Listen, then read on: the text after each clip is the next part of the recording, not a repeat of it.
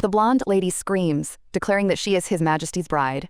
She insists that the only one who can bear this title is Scarlet Armand. The young lady looks at the man in front of her and addresses him as His Majesty Carlier. In response, the guy just silently brings the sword to her throat. With tears in her eyes, the girl begs His Highness to love her, but at that very moment he plunges her into eternal sleep. This is the world of the novel called The Private Life of a Tyrant, where Emperor Kaguya, the protagonist of the story, is in fact a cruel tyrant who put his own brothers into eternal sleep. He meets the main character, falls in love with her, and becomes caring and unexpectedly obedient around her. The tyrant's personal life was kept secret by his advisors, and now the main character wonders if he eventually becomes like that. So what's the point of the whole story? The girl realizes she's now 20 years old, and it seems she's fallen into an eternal sleep, just like the novel's real heroine. After all, now she's in the body of Scarlet Armand, the tyrant's bride. She loved him madly, humiliated the main character, and then was plunged into eternal sleep by his hands, and that was the end of it. The blonde wonders what happened between the events, before Scarlet fell into eternal sleep. With a smile, she realizes that she was here before the main storyline began, and it looks like everything will end as soon as the story begins. When the story starts, Scarlet begins to humiliate Shirla, and in order to survive, she cannot be hurt. But the girl still thinks about how to deal with the tyrant. She opens the dresser with the notebook and discovers that the tyrant has fallen in love for the first time, and it's a real disaster for him. He's the youngest swordmaster and a renowned sage, but what's the point if he can't be human? At this moment, a maid enters the room and asks if the mistress asked why His Majesty is considered the wisest. Then the woman sighs and says she's busy, and the protagonist realizes she's heard perfectly well. The maid adds that few people know more than him. The girl realizes that this is essentially the reason why he is called wise, and remembers how strict her family was. She can't understand how they could give their daughter to someone like him, because even with all their cruelty, an engagement to a tyrant seems madness. Because of this, the blonde begins to doubt whether they are really her real family. The girl realizes that after being reborn in Scarlet's body, she luckily retained her memories. Scarlet remembered that the Duke was always cold towards her, and once even hit her. Then he said that she would sit there until the morning. The young lady understands that no matter how much he raised his hand to her, she only remained silently sad. At important events, he kept an eye on her, but on ordinary days, he seemed not to notice her at all. The family remains in my memory not as a source of warmth, but as a place of pain and indifference. The girl decides that she needs to leave the Duke's house as soon as possible, but there are more important things to do. She looks down at the letter lying on the table, and she realizes she's still betrothed to the tyrant. The Emperor's birthday is in 10 days. This will be their first meeting as bride and groom, and a sign that the story has begun, the beginning of Scarlet's love for life, which rather looks like the beginning of her fall. The girl looks at another sheet of paper and understands that she must remember everything about the tyrant because she does not understand what she saw in him and why she fell in love. She realizes that the problem is that, with the appearance of the main character, Scarlet plunges into eternal sleep. So she needs to run away, but after the engagement it's pointless, and she has no money. Then the thought arises whether to ask directly to break off the engagement. But the outcome will be sad. His Highness will only ask if she is going to insult him. At this rate, Scarlet's remaining memories will become her future. The girl decides that it is better to be rejected than to be plunged into eternal sleep. Then she wonders if she should force the guy to turn her down himself. After all, the Emperor's engagement is sealed with a magical contract, and to break it, one of the parties must be plunged into eternal sleep or mutual consent is required. This means that we need to obtain the Emperor's consent, as stated in the contract. They have to meet a certain number of times, and no matter how selfish he is, he will have to appear submissive. The girl understands that there are plenty of ways to disgust him. She decides to pretend to be crazy and just wait for the breakup. But while she is laughing like crazy, someone is knocking on the door. It turns out it was the maid who heard this laughter. She notices that Miss is alternately crying and laughing, and worries if everything is okay with her. The former Scarlet subconscious whispers that this does not change the fact that His Majesty will approve of her. The main character just laughs and doesn't understand why she thinks this way, because she even finds the thought funny. She wonders why Scarlet's memories of His Majesty are so warm. The maid turns to the Miss again and asks if everything is okay. Scarlet replies that yes, and wonders why she was even afraid, since it's just Lucy, the only one who serves her now. Lucy says she will bring the dress, and the girl notes that if the engagement is broken, she will have to leave. She understands that there will be whispers in the village about the decline of the family status, and wonders why they are preparing for a banquet in the middle of the day. The girl looks in the mirror and notes that this body is incredibly beautiful. The maid comes up from behind to show the dress, and the main character gets scared, feeling awkward. Then she looks closely at the outfit, and the fabric it's made of. The maid asks if the mistress would like something more elegant. The young lady replies that no, and that is what she will choose. Lucy asks if she's serious, and the girl confirms her choice with a smile. The maid doubts that the dress is too simple, but the miss says that it can be complemented with jewelry. Then Lucy asks if the lady will really go to the banquet at the palace in such a modest outfit. After some time, the girl does just that, and someone asks in surprise if she has gone crazy. Scarlet thinks that this reaction is quite expected. She is beautiful, even in her simplicity. The peach color suits her, and the girl decides that His Majesty has yet to come to terms with this. The young lady turns to Lucy and asks if she is proud of herself for the work she has done. The main character notices another maid. She asks why she didn't even say hello, and the woman panics and apologizes, and then Lady Scarlet's arrival is announced. One of the maids asks to be allowed to serve, but upon seeing the outfit, she is visibly surprised. The main character realizes that it is indeed too simple for a banquet in honor of the Emperor's birthday. But it is with this outfit that her madness will begin, and she thinks that even pajamas would look luxurious because of her origin. When she sits down next to other aristocrats, the atmosphere seems intimidating. Her father looks at her furiously, and the girl is surprised by the strength of this look, not understanding why he is staring like that. This is the same duke who treated his daughter like a nobody, and constantly beat her, and the girl decides to simply ignore this man. At this moment, someone addresses the young lady. He asks if she ate something strange. It's her half-brother, Isar, the only one who helped Scarlet when she was sentenced to eternal sleep. When the girl tried to take her own life, it was he who found and saved her, and then the main character ended up in this body. When she woke up, the girl looked at her hand, not understanding what was happening to it. Then she looked away. The doctor told her brother that the worst was over, but she needed to be closely monitored. Then the girl asked who he was. The guy responded sharply and angrily, but then he restrained himself. He told her to rest, and the girl, after thinking, sighed and realized that he was just worried because in her memories, Isar had always been kind to Scarlet. She realizes this is unusual and wonders if she should treat him differently, but his expression is frightening again. The young lady asks what happened. The guy answers with a question and hints at her dress. The girl interrupts him and asks if it doesn't suit her, since she is beautiful in any form. Isar is surprised and says that there are rumors that she has gone crazy. And it seems to be true. But then he bites his tongue and decides that it is better to remain silent. Scarlet looks at him and wonders what is going on and why he is acting like this. She notices that he is choosing his words carefully and realizes that they have never had such conversations before. At this moment, the father slams his hand on the carriage and shouts his daughter's name. He furiously asks if she is not ashamed to disgrace the family. He orders her to get out of the carriage if she doesn't stop, and the girl realizes that she was expecting this explosion.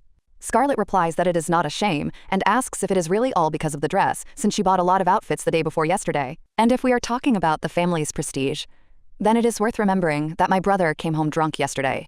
And rumors are already circulating around the capital that he sang right on the street. So the girl asks him directly if he really doesn't care about the family's reputation. The main character thinks how much this must hurt him and realizes that Scarlet has never responded before, but if a man only knows how to talk, it's not worth getting involved with him. After this, the young lady looks at her brother.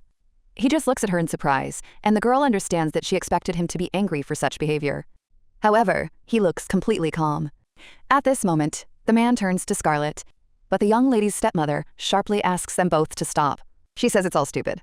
This woman is Duchess Armand, named Milia, who arrived in the house after the Duke's first wife fell into eternal sleep, a romantic soul abandoned by another Duke before their wedding. During their engagement, she gave birth to a child, Isar Armin, making him older than Scarlet, and it seems Milia never loved the girl, as a reminder of the betrayal. The main character understands her feelings, but remembers how Scarlet begged her stepmother to forgive her. She promised that it wouldn't happen again, but the woman only ordered that the girl be locked up until she came to her senses. So Scarlet was left alone in a dark room, and the heroine realized that taking out her anger on her was unfair. The brunette turns to the young lady and asks to let His Excellency speak. Scarlet agrees, and he asks if the rumors are true that he sang songs in the square while drunk. The woman looks menacingly at the young lady, and she thinks that it would be better for her to keep an eye on her son, and calmly replies that rumors come and go every day. The young lady then addresses the woman as Madam, which raises eyebrows. Scarlet adds that she shouldn't worry if she doesn't want to be called Mother. Milia looks away, and the girl realizes that it would be nice to declare her crazy and call off the engagement, but that would take time. After this, the young lady realizes that she should get some sleep before any new arguments. And at that very moment, she falls asleep, surprising the others with the fact that it took less than a second. Isar also looks at her sister with surprise, but then he can hardly contain his laughter, looking at her calm face. In a dream, the girl hears someone crying. And suddenly she realizes that it is her own voice. She sees the reflection of the girl in front of her and the moment of her beheading, which shocks her. The next second, she wakes up on the ground and realizes that it was just a dream. The young lady thinks she has really fallen asleep, but fortunately it is not too late, and no one has woken her up. Scarlet touches her neck and wonders about the meaning of the dream, but immediately pushes the thoughts away, deciding that something else is more important now. She looks up at the luxurious palace in front of her, and she realizes that the time has come to meet her tyrant fiancé. A young lady approaches a door where a guard stands. The guy, seeing her disheveled, is noticeably surprised. But Scarlet calmly asks if she is late and asks to open the door. The guard replies that he cannot do this. His Majesty is already inside, and he is not at liberty to announce the lady's name, so it seems we will have to go through the back entrance. The girl says that she doesn't care, asks to open the door, and understands that this should anger His Majesty. After this, she goes inside, and he sees all the luxury of the palace, thinking about how majestic everything is here. She recalls the tyrant's words about a modest holiday and wonders what came before. The young lady walks on, wondering where her fiancé is, but she notices that everyone around her is looking at her.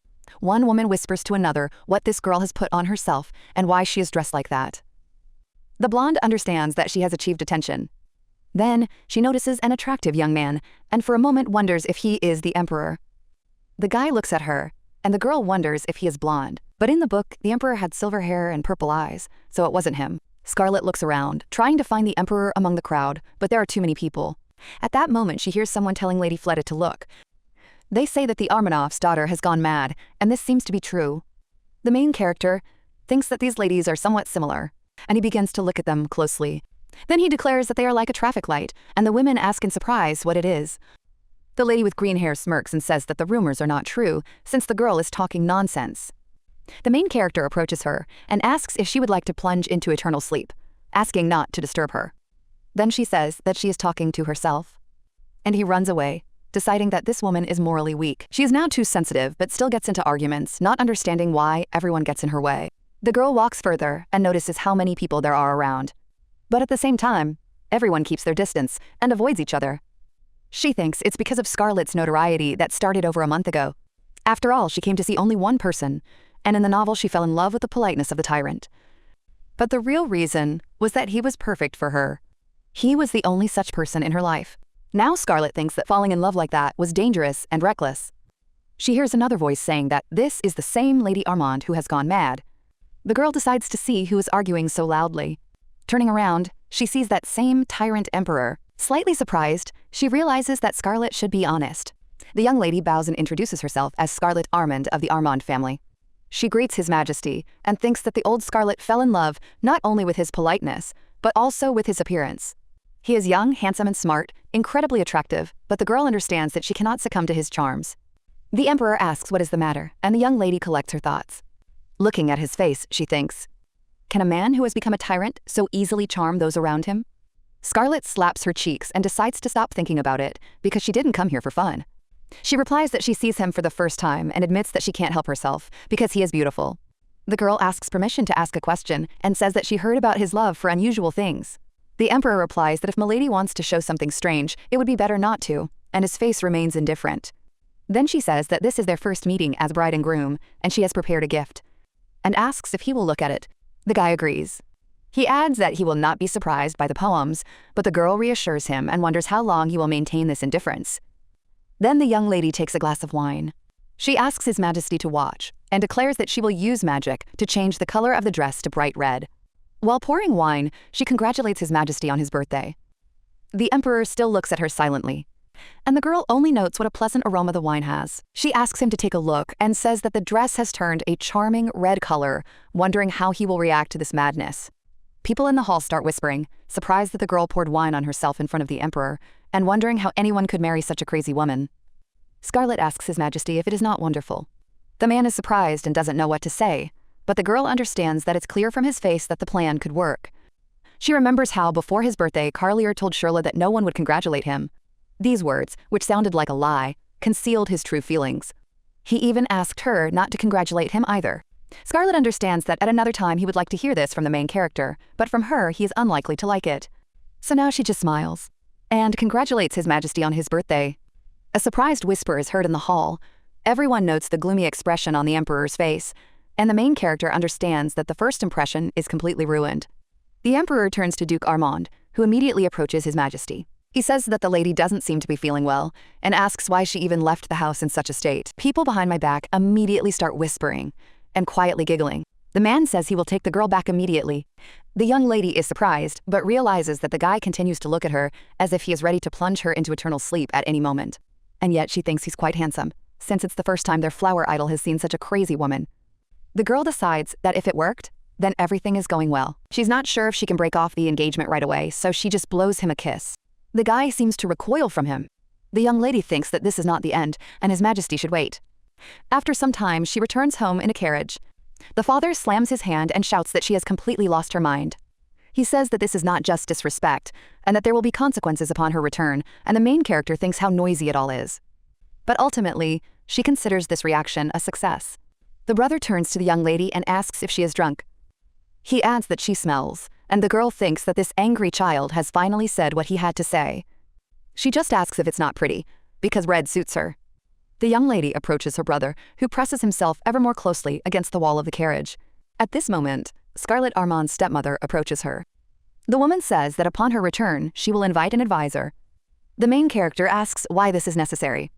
The stepmother replies that with such behavior, she needs a doctor to set her mind straight. The young lady is shocked and asks how this can happen, but in her heart she is happy, because then the engagement will be broken off and she might even lose her title. She explains that she heard about His Majesty's love for the red liquid and simply wanted to give a special gift as a bride. The girl understands that the end is approaching and makes the most innocent look. The brother looks at her with surprise. Then he says that he has been trying for a long time to understand what he is really afraid of. The young lady declares that she wants to be dressed in red from head to toe and find herself in the arms of His Majesty. The brunette asks if she will then fall into eternal sleep, and the girl confidently replies that she will never. She says that she and His Majesty are of the same mind, and the guy asks in surprise what she means. The young lady replies that she will ask him for her hair. At each meeting, one strand at a time, and the brother, shocked, asks why.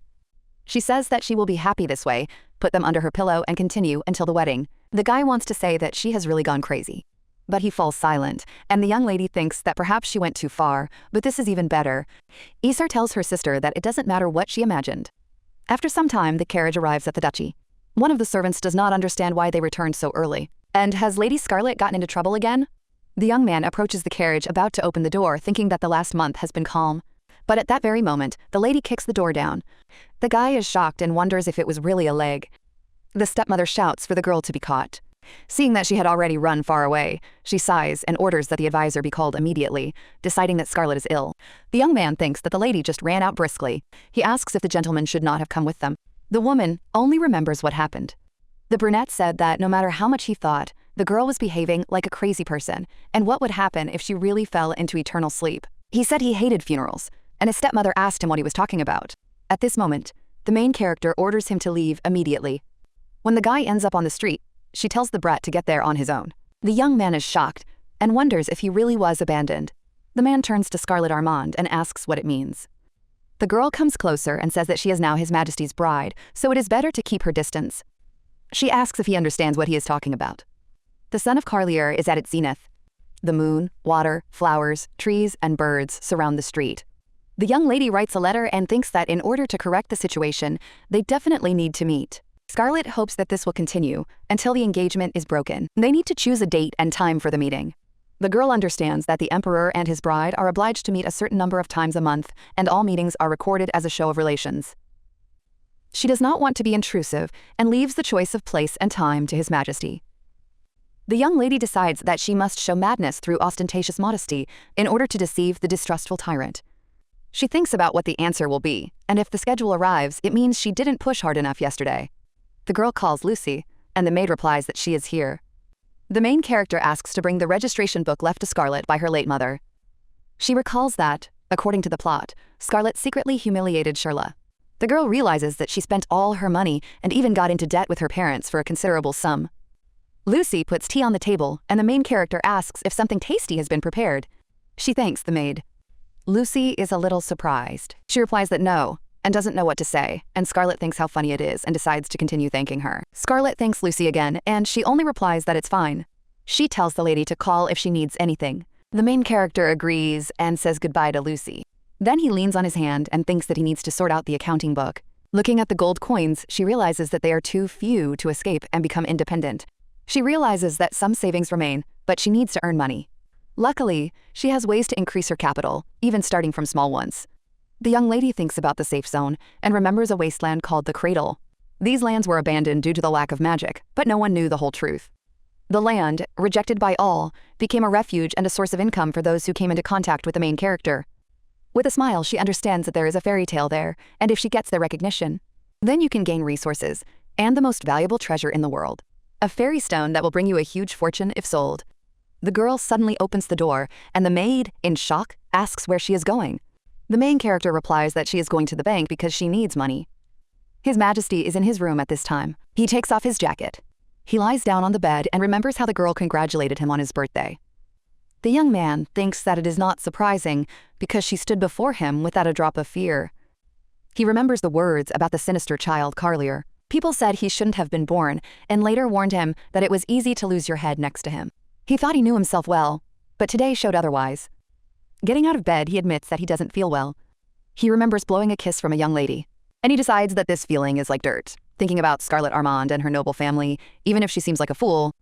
But the family's influence is too great to ignore, so he decides to keep the engagement. Meanwhile, one of the servants reports to His Highness that the investigation has been completed, and the conclusion is disappointing. The Armanov's daughter has been declared evil and merciless. He also carefully asks whether such a girl is really suitable for the role of the future empress. The guy looks at the sheet of paper and asks doubtfully if she is really that merciless. He thinks about the girl and doubts whether everything is so clear-cut, since they judged her only by her behavior in public. She may be crazy enough to deserve eternal sleep, but he feels like she's not completely insane.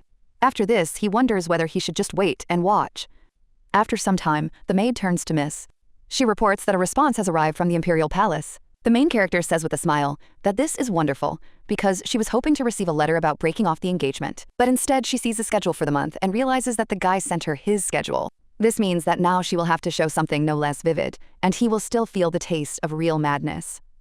Meanwhile, the Emperor sits in his office and reads documents. Suddenly, there is a knock, and someone addresses His Majesty. The guest reports that he has arrived as ordered and has something to report. The young man places a stack of papers on the table and says that too much has happened since that morning. His Majesty asks what exactly he means. The servant replies that it will take a little time. This man turns out to be Carlier's advisor and Count Clover. The green-haired youth notices that the Emperor has already had breakfast, which means it is time to work, reminding him that some work without food or sleep. Carlier understands what he is getting at. Looking into the crystal ball, he asks if it's Count Lumen. The blonde man is indeed in charge of intelligence for his close advisors. This kind of conversation usually means something bad, but the guy convinces himself that now everything is different. His Majesty orders that the information be checked again. The young man with green hair watches what is happening and understands. The blonde man looks like he's about to burst into tears. He just says his report was interrupted. The advisor guesses that they are talking about the Armand family, since their ancestors were at the origins of Carlier and Rizabel. Their heroic ancestor left the Armands something that even a Tyrant's advisor could not cope with. The report may have mentioned that Scarlet enjoys long walks. The Emperor says it's unimportant and asks if everything has been thoroughly investigated. The advisor is worried, as Count Lumen is on the verge of tears. At this moment, the connection suddenly breaks. The blonde tries to appeal to His Majesty again. The green-haired boy understands that he is in for overtime work. His Majesty turns to the advisor and gives an order. He demands to know everything about the Armand family and Scarlet Armand. The advisor recalls that the girl became the Emperor's bride a few weeks ago. He thinks that this is better than impossible assignments and asks what exactly needs to be found out, and the Emperor orders not to forget about the unpleasant facts. The advisor agrees and promises to do everything possible, realizing that it will not be difficult to find out about Armand's family. He then asks if His Majesty will share the official schedule, as meetings are scheduled twice a month. The young man adds that the schedule will greatly help in collecting information. The Emperor replies that he wants to see the girl again. And with a rare smile, he confirms this. However, he adds that there is no schedule yet and let the advisor send the letter himself. At least once a month. The advisor agrees and gets ready to leave. As he walks down the stairs, he wonders how things turned out this way. And is the Emperor really happy? After all, such joy is rarely seen on his face. He wonders what is so special about this young lady and what she did to His Majesty. In horror, he imagines the girl holding the Emperor in her arms and talking about the son of this country. He decides he won't let this happen and learns everything about Scarlet Armand. Meanwhile, the main character reads the letter and sees that the meeting is scheduled for tomorrow. It states that the Emperor will meet Lady Armand in person, and the girl wonders if he will really come on foot. She doesn't understand what kind of walk this is, and whether it's a hint of cold interest and a quick end to the meeting. Then she thinks about what to wear, because the red dress made a strong impression. The girl also worries that gifts given from the heart may not please the tyrant. And then a great idea comes to her. She smirks, realizing that she can't come empty-handed. Soon the young lady is already on the shopping street and thinking how smart she looks. She understands that it is easy to find everything she needs here. These are grapefruit and white flowers, two things the tyrant can't stand, especially flowers, although the reason is unknown to her. She sniffs one flower and notes its pleasant aroma, deciding to take the bouquet. The girl asks the seller to give her something white and with a strong smell. After some time, she receives a bouquet, and the seller assures her beloved that he will like it. The main character understands with a smile that most likely everything will be the other way around. She decides that everything is ready, but she doubts whether it is okay to come like this, remembering how she was on edge yesterday. After some time, Lady Armand is approached and informed that she is 2 hours and 30 minutes late. The girl replies that it was force majeure, and the advisor accepts this. He says it's the last meeting on the schedule, there's plenty of time, and introduces himself as Clover. Scarlet replies that she's pleased to meet him. The advisor informs her that His Majesty is waiting for her and asks her to hurry. The girl remarks that he is just like the workaholic in the book. Entering the building, the young lady asks in surprise if this is a prison. The young man with green hair replies that she has excellent eyesight because this is her first time in the palace and she already notices things so accurately. The blonde agrees. They laugh awkwardly, and the girl wonders if he wants to be alone with her. She also wonders if Clover thinks she doesn't know him. In the original story, the tyrant has not only main characters, but also advisors who oversee his personal life. The girl approaches the advisor and he asks what she is doing. She spits in his glasses and says that she urgently needs to see His Highness. With a smile, she asks if he is okay. Scarlet remarks that he looks like he's been through a disaster, but he replies that everything is fine. The girl hands him a rag and wipes his glasses. She asks why he is so wary since everything is fine and wonders who is so sarcastic at the first meeting. Luckily, the piece of fabric came in very handy. At this moment, His Majesty's voice is heard, noticing that the advisor is doing nonsense before his eyes, and that they are dragging their feet too much. The main character bows and says that she is glad to see him. The Emperor notices that she has arrived, and the girl confirms this. She adds that she wanted to see him as soon as possible. The young man looks at the basket in her hands and asks what it is. The girl replies that it is a gift because it is not nice to come empty-handed. She takes out a bouquet and asks if white flowers are not beautiful. Then he holds out the fruit, and the guy asks if it's a grapefruit. The blonde confirms with a smile and says that he is handsome because she loves grapefruits. She thinks that one only has to look at His Majesty's face. The girl adds that these are wild grapefruits from the lands of the Garrus, used by light mages, and they are probably delicious. His Majesty turns to Clover and notices that he looks very tired. He orders the advisor to go and rest, while he himself remains with the young lady. The young man with green hair agrees and leaves. The Emperor announces that he will give the girl a tour, and she is at a loss, not knowing what to answer. As Scarlet walks up the stairs, she notices that they are silent and wonders if she should say anything. She asks why the lights were turned off and jokes that he did it to make her look brighter next to him. The guy replies that he is at work and explains that he is doing things that do not fit into his schedule. He asks about her facial expression, and the girl shyly says that it's hot in here, which irritates the guy. He turns away, and she says she was joking and offers to help with the work. With a smile, he asks if she really will help, and the girl answers in the affirmative, wondering what the matter is. The Emperor explains that he has invited her on business because he needs someone to talk to, and Scarlet replies that she is best at conversations. But when he opens the door, the girl looks at him in surprise and asks what it is. When the Emperor turns to her, the young lady immediately falls silent. The guy turns away, and the main character sticks her tongue out at him, thinking what a scoundrel he is.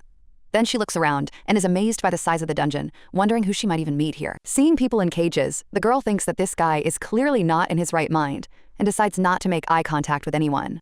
Suddenly, she hears a shout calling her to come over. The man apologizes and asks Miss to help him. The main character immediately goes to him and asks if it is possible to get rid of it. But at that very moment, they grab her by the hand and shout at her not to leave and to listen to the story, reminding her that she is kind. The girl demands to be let go and asks what is happening, feeling pain. Then the tyrant turns to the lady and warns her to be careful with her hands. The guy makes one sharp blow, and the girl's hand is freed. The main character realizes that he is nothing like the hero from the original. The young man wipes the liquid from his face, and the girl thinks that he is definitely crazy. She looks at her hand lying on the floor, and His Majesty steps on it and remarks that the Chancellor will have more work to do. Then he suggests they move on, as the journey is long. Scarlet thinks he's a complete madman, but agrees to meet someone far away. She looks at his satisfied face and wonders if the tyrant in the book was like that. The girl notices the spoiled grapefruits and realizes that even before he didn't look normal. She really wants to slap him on the back of the head. She is about to do this, but the emperor asks her to wait, and the girl wonders if he is reading her mind. When he turns around, she begins to stretch and says that it is good to warm up after a long walk. At this time, someone talks about two paths and their probable length, and one of them approaches them. It turns out to be a sweet old woman who says, "That's what Cece said."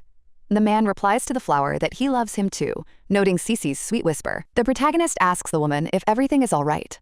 The emperor recalls the seer who remained silent for 19 months, and whose predictions about the Armands could not be ignored. The woman asked to protect the old man from robbers, and in exchange to tell a prophecy about two paths, of which the most likely would come true.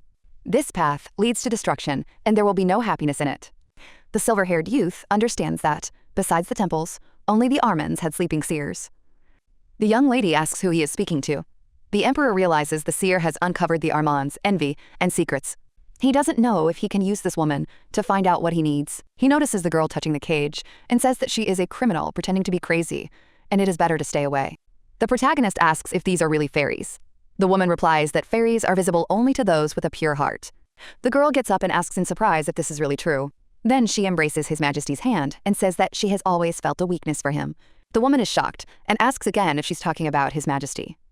Scarlet answers affirmatively and considers the change in the man's expression.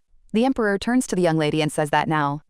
At that moment, someone reaches out to her and says that she has exceptional taste. The emperor immediately points his sword and declares that this woman is nothing but a criminal playing with people's minds. He warns her to be careful. The girl thinks she's hearing this from the tyrant himself and apologizes for her mistake. She understands that she came here because this guy is not the type to put you into eternal sleep. The girl wonders if he is really protecting her, rubs her eyes, and doubts the reality of what is happening. She says she's very curious because she believes in fairies. The emperor asks if she's talking about them. The blonde replies that yes, but she doesn't see them, so it was all in vain. His Majesty turns away, sighs, and suggests they go back. Scarlet wonders if she's done well this time. She understands that foolishness disappears when innocence appears. Scarlet reflects that, in addition to madness, it is important to show a loss of sense of reality, because his indifference seems like a real catastrophe. But the emperor turns to her and extends his hand. The girl doesn't understand why. She holds out hers anyway, and he squeezes it tightly, and pulls you closer to yourself. Looking up, she sees a woman with blonde hair and asks if she is the one they are going to meet. The guy replies yes and suggests asking him anything. The girl asks who it is. The emperor smiles and says that even if this woman falls into eternal sleep, Armand's gaze will still remain. The silver-haired lady is silent, then asks His Majesty how he is. He replies that everything is fine. He adds that he hasn't seen Fran for a long time and invites Scarlet to ask her questions. The main character looks at the woman in shock and realizes that in front of her is the real eye of the seer. The woman says that she can see far ahead, and the girl starts to feel dizzy. The seer says that Scarlet has a choice to make, and that changes have already begun, because what was once fixed has been broken again. She recites a blessing, and the girl begins to hallucinate. The emperor abruptly pulls her away and orders her to stop. The woman agrees, and Scarlet asks him to let go of her hand. The guy lets go, and the girl nearly falls, asking what she should do at a moment like this. He responds by asking about her reflexes. The woman laughs. Sometime later, the emperor is sitting at his desk, and a green-haired advisor approaches him, informing him that the lady has already left. The emperor replies that this is good. The advisor asks what happened in the dungeon and if Fran spoke up. The emperor confirms, and the advisor is surprised. Then the emperor conveys that Lady Armand has asked for forgiveness and asks that no one hold a grudge against her. He remembers the girl saying that everything was fine, and him replying that the prophecy was just a possibility. Scarlet ran her hand over the flowers and said with a smile that she would not dwell on the seer's words. She claimed that if she was happy today, then everything was fine. And she said that she was happy with this day. The advisor believes that Fran is talking nonsense and does not understand the meaning of the vague prophecy. He then asks if the young lady is all right. The emperor replies that she will be fine. He remembers the girl who was crazy about superstitions and thinks that at least he's not bored with her. The emperor smiles and says the meeting was pleasant. The protagonist returns home and decides to go to bed, exhausted. Her brother meets her and asks if she is back and what she was doing so late. He sighs and says he is glad she is back, suggesting they go and rest. Scarlet thinks he's acting weird again and asks why he's bothering her. The guy replies that he is worried and cannot pretend that nothing is happening. He asks if she knew that she once almost fell into eternal sleep. He tearfully asks her if she wants him not to worry. She's shocked and realizes he's crying because of her. Scarlet apologizes to Isar and promises to come earlier. She thanks him for his concern and asks him not to worry so much, wishing him good night. In her thoughts, she thanks him and decides that tomorrow she will take action and try not to fall into eternal sleep. 3 days later, the young lady arrives at the Imperial Bank and, smiling, hands over a stack of gold coins to a stunned employee. She asks if the lady would like to purchase the safe zones in the west of the palace. Scarlet answers affirmatively. The woman reports that with her current status, the girl can acquire about 300 dimes of land. There are whispers at the bank about the crazy Lady Armand, but Scarlet pretends not to hear and chooses the maximum rate. The employee asks for a signature and promises to contact her later. The girl thinks the land issue is resolved. She orders Sir William to prepare the carriage. He asks if she will go to the estate. Scarlet replies that she will go to her land and smiles, imagining the future profit. Soon she arrives at the place and realizes that this is the safe zone. She is surprised that the zone is closer to the palace than it seemed, and remembers how in the book the fairies were hungry for a long time. The girl remembers that fairies love sweet fruity scents, and that it was they who gave Shirla wings. She decides to buy seeds from the fairy garden, because even one fairy stone will be enough. At this moment, she hears a conversation about someone not wanting to pay tribute to Bathory. It turns out to be His Majesty, who says that they will soon fall into eternal sleep anyway. The servant almost cries, and the Emperor replies that he will decide everything himself. Scarlet realizes that it is Charles, the same blonde man from the banquet, and is surprised that the Emperor went out for a walk. His Majesty decides to wait, saying his pride cannot be broken. The girl realizes she has hidden unnoticed. She thinks it's a good idea, but a servant asks the Emperor the reason when he hears the noise. The next moment, a young lady jumps out at the Emperor and says that she missed him. She steps on a rock and starts to fall. His Majesty manages to catch her, and the girl realizes that everything did not go according to plan. Charles notices that someone was talking about Lady Armand's childish behavior, but Scarlet barely listens, admiring the Emperor. The guy asks her what she's doing here, and she gets scared. He wonders why she came out of the forest. Charles thinks the Emperor is annoyed about the temple and decides to take Scarlet away, asking if everything is all right with His Majesty. The Emperor ignores him and asks the girl if she's hurt. Scarlet replies that she hurt her heart, and he wonders how that's possible. The blonde watches what is happening in surprise and realizes that, although His Majesty looks like he is disgusted, he clearly does not hate her so much as to avoid touching her. Meanwhile, the heroine says that His Majesty is so handsome that his face alone touches her heart. The Emperor replies that she's talking nonsense. Charles thinks their relationship is much stranger and closer than he expected, and he realizes he must intervene immediately. After this, the blonde man turns to His Majesty and reminds him of his many tasks. He takes the Emperor's silence as a good sign. Then he simply says they have to go. The protagonist wonders why Charles doesn't leave right away. In his place, she would have run away at the first opportunity, even if it seemed inappropriate. Scarlet wonders how much longer she will have to act weird in front of him, since that is exactly the outcome the original story led to. She considers whether she can anger Charles, but quickly realizes it won't work. So she decides to take action and addresses His Majesty, reminding him that he asked why she was there. The Emperor replies that he does. The young lady says she came to inspect the land because she plans to buy it. His Majesty, surprised, asks what she's talking about. The girl calmly replies that it's all perfectly logical. She explains that there are rumors about fairies. The silver-haired boy asks if she's talking about fairies and recalls the madwoman from the dungeon. The Emperor asks her how old she is. The protagonist replies that belief in fairies is independent of age. She adds that if she were to meet them one day, would all her possessions really be all that important? Inside, she thinks she looks like a fool, believing in children's fairy tales and willing to spend a fortune on them. She notices the guy put his hand to his forehead and realizes he's reacting. She thinks he thinks she's pathetic, but she still can't get rid of her until things get cleared up. Therefore, the main character turns to His Majesty again, realizing that this will not end. She declares that she is his fiancé and asks if he can sell her the land for less. A tense silence falls between them. Scarlet, looking at the Emperor, wonders if she was too harsh. The boy apologizes and puts on his gloves. The girl doesn't understand why he's doing this, and for a moment thinks he's going to hit her, so she closes her eyes. But the guy just removes the leaf from her hair and says that since the young lady is not afraid of him, he will think about her request. Scarlet, surprised, thanks him. The Emperor remarks that it's late in time to go back. As they part, she asks him to be careful.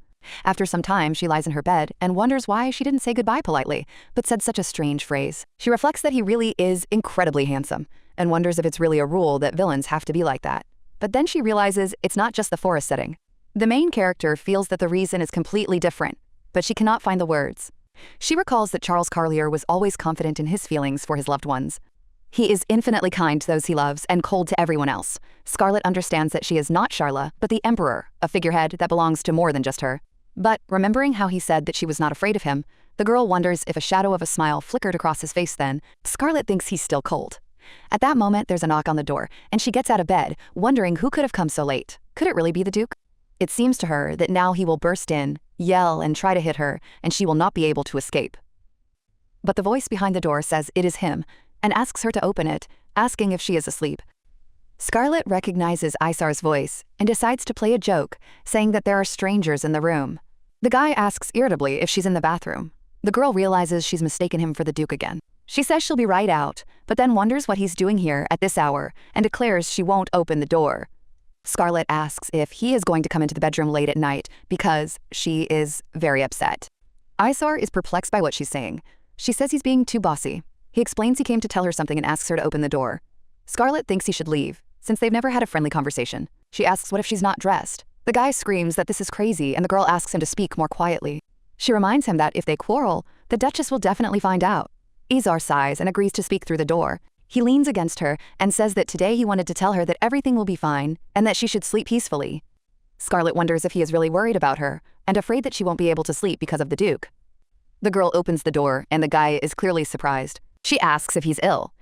After a brief conversation, they wish each other sweet dreams, and that night the Duke never calls Scarlett. The main character is thinking about how to create trouble for the Duke just in case, and thinks that it would be better to give him flowers, or something worse.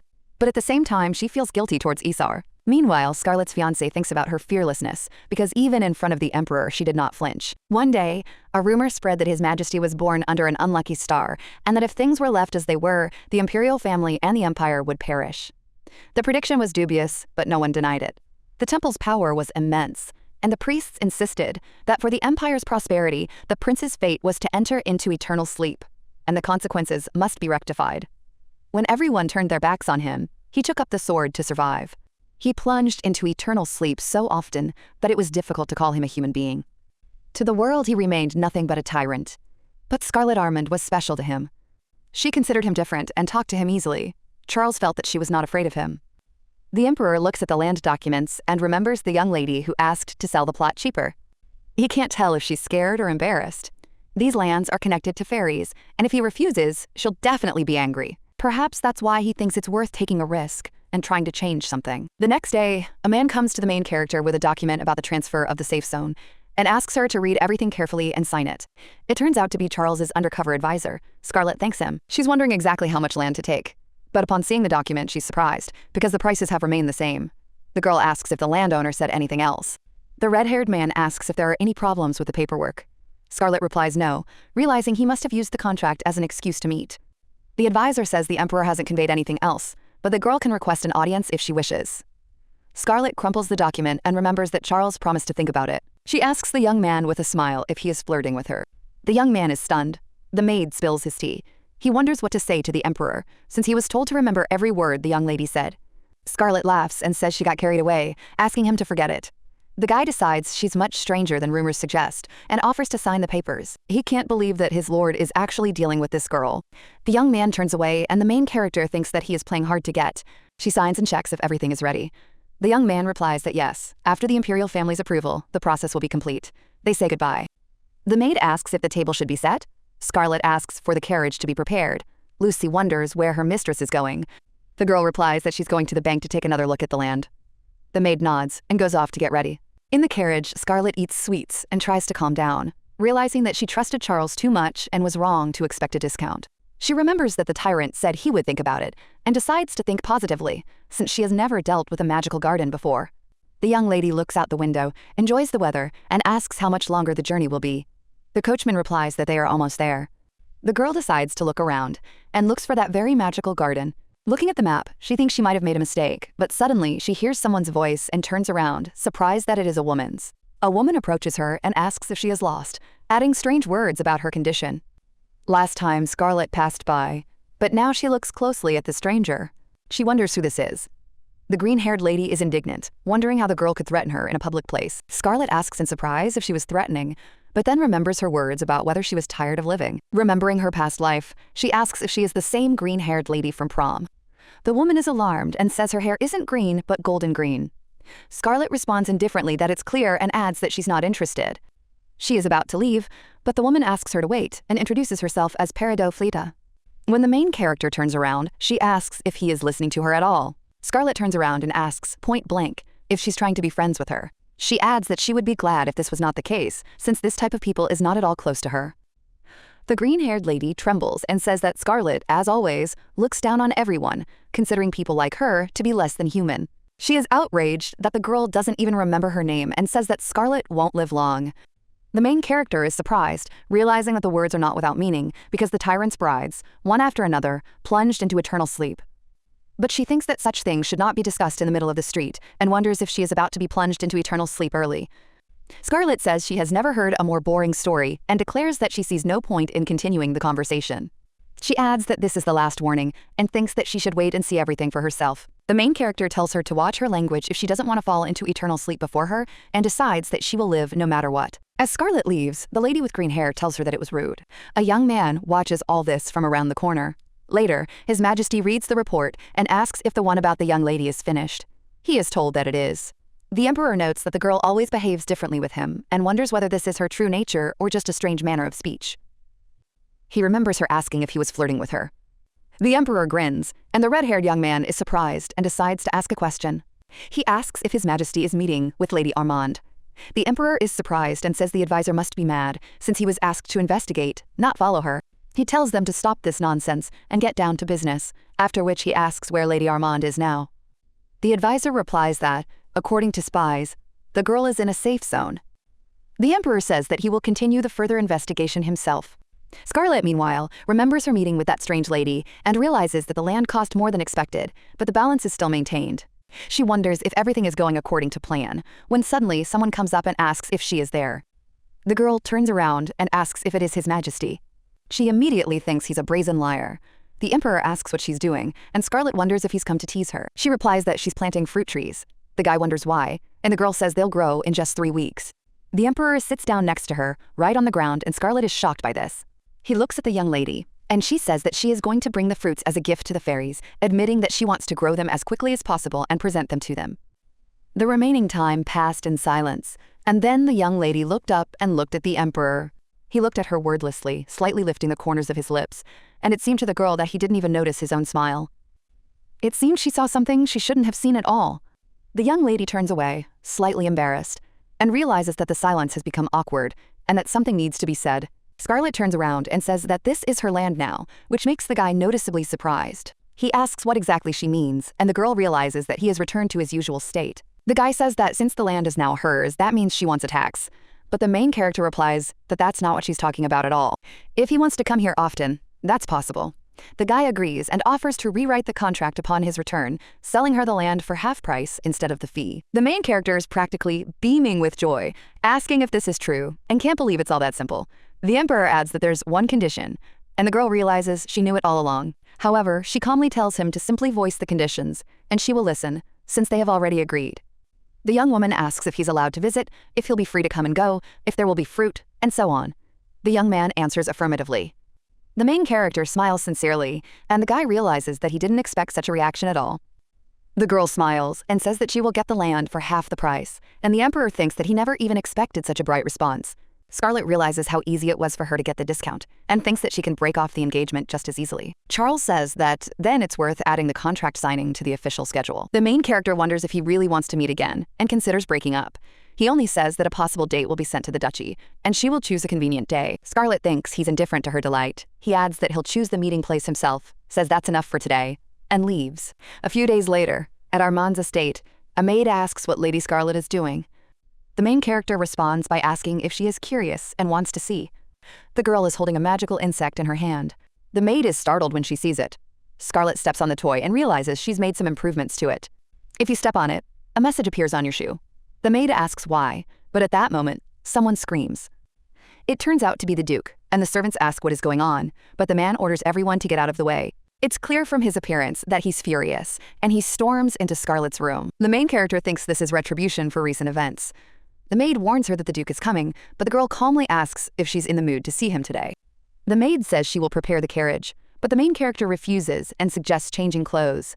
She adds that they are going to have a nice meal and asks what Lucy thinks about it.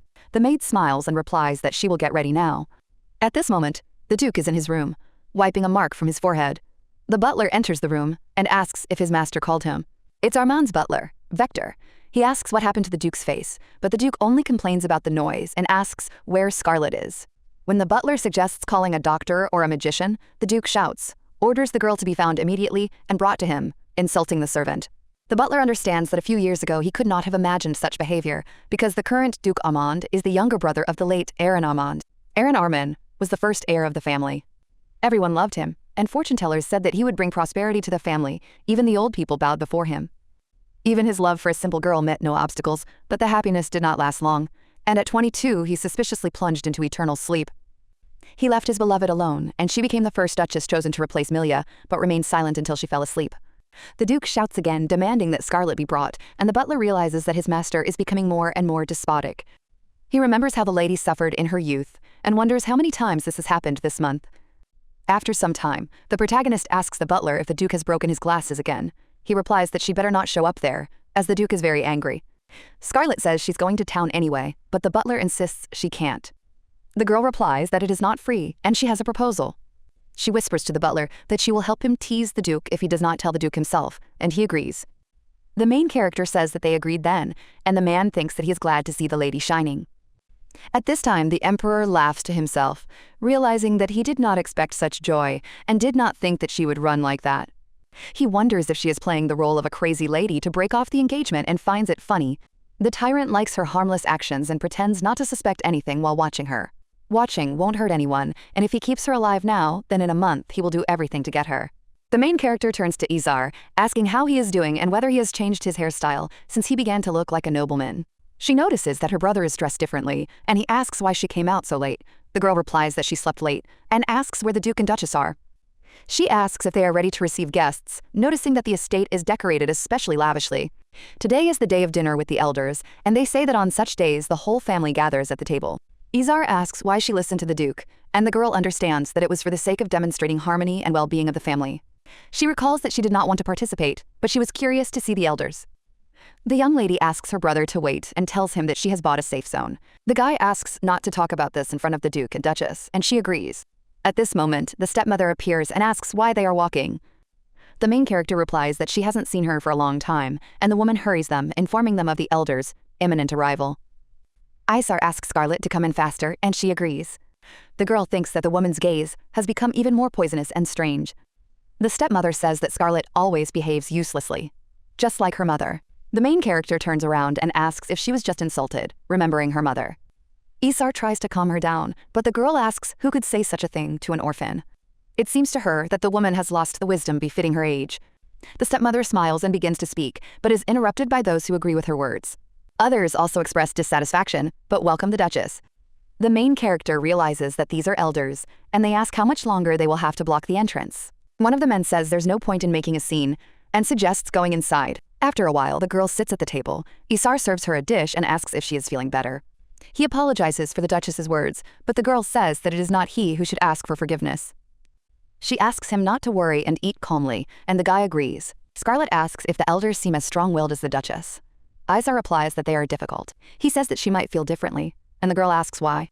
Izar talks about the complex relationships between the Armands and the elders, and about protecting the borders of the monster forest. Cooperation with the elders is important to the family, so they have a special influence on the Armands. To become a true leader, you need to earn their trust, but right now the relationship is extremely tense. The previous Duke was a man of honor, and the elders are still on his side. That's why Scarlet's existence matters to them. The girl says that she understands, but Izar thinks that she didn't know much about the family. Scarlet recalls that in the book, even the great elders fell into eternal sleep due to conflicts and corruption. She understands that if she doesn't intervene, everything will repeat itself, and even Izar may fall into eternal sleep at the hands of the tyrant. Izar asks if she is sure she is okay. The girl replies that yes, and the guy reminds them that after dinner they will be invited to California. She understands that she doesn't have to be responsible for everyone else. Izar puts his hand on her hand and asks her not to show herself in a bad light in front of the elders.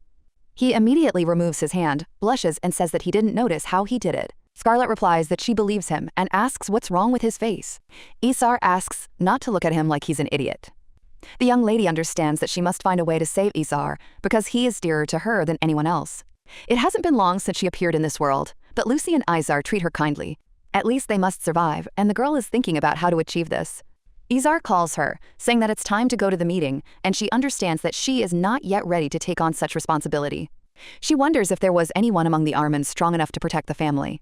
The head butler announces their arrival and informs them that His Excellency is waiting. Izar asks if she is ready, and the girl answers affirmatively, understanding the importance of the meeting. They come in and are greeted. The Duke invites them to come in and sit down. Izar obeys, and the main character remains silent, noticing the elders' glances.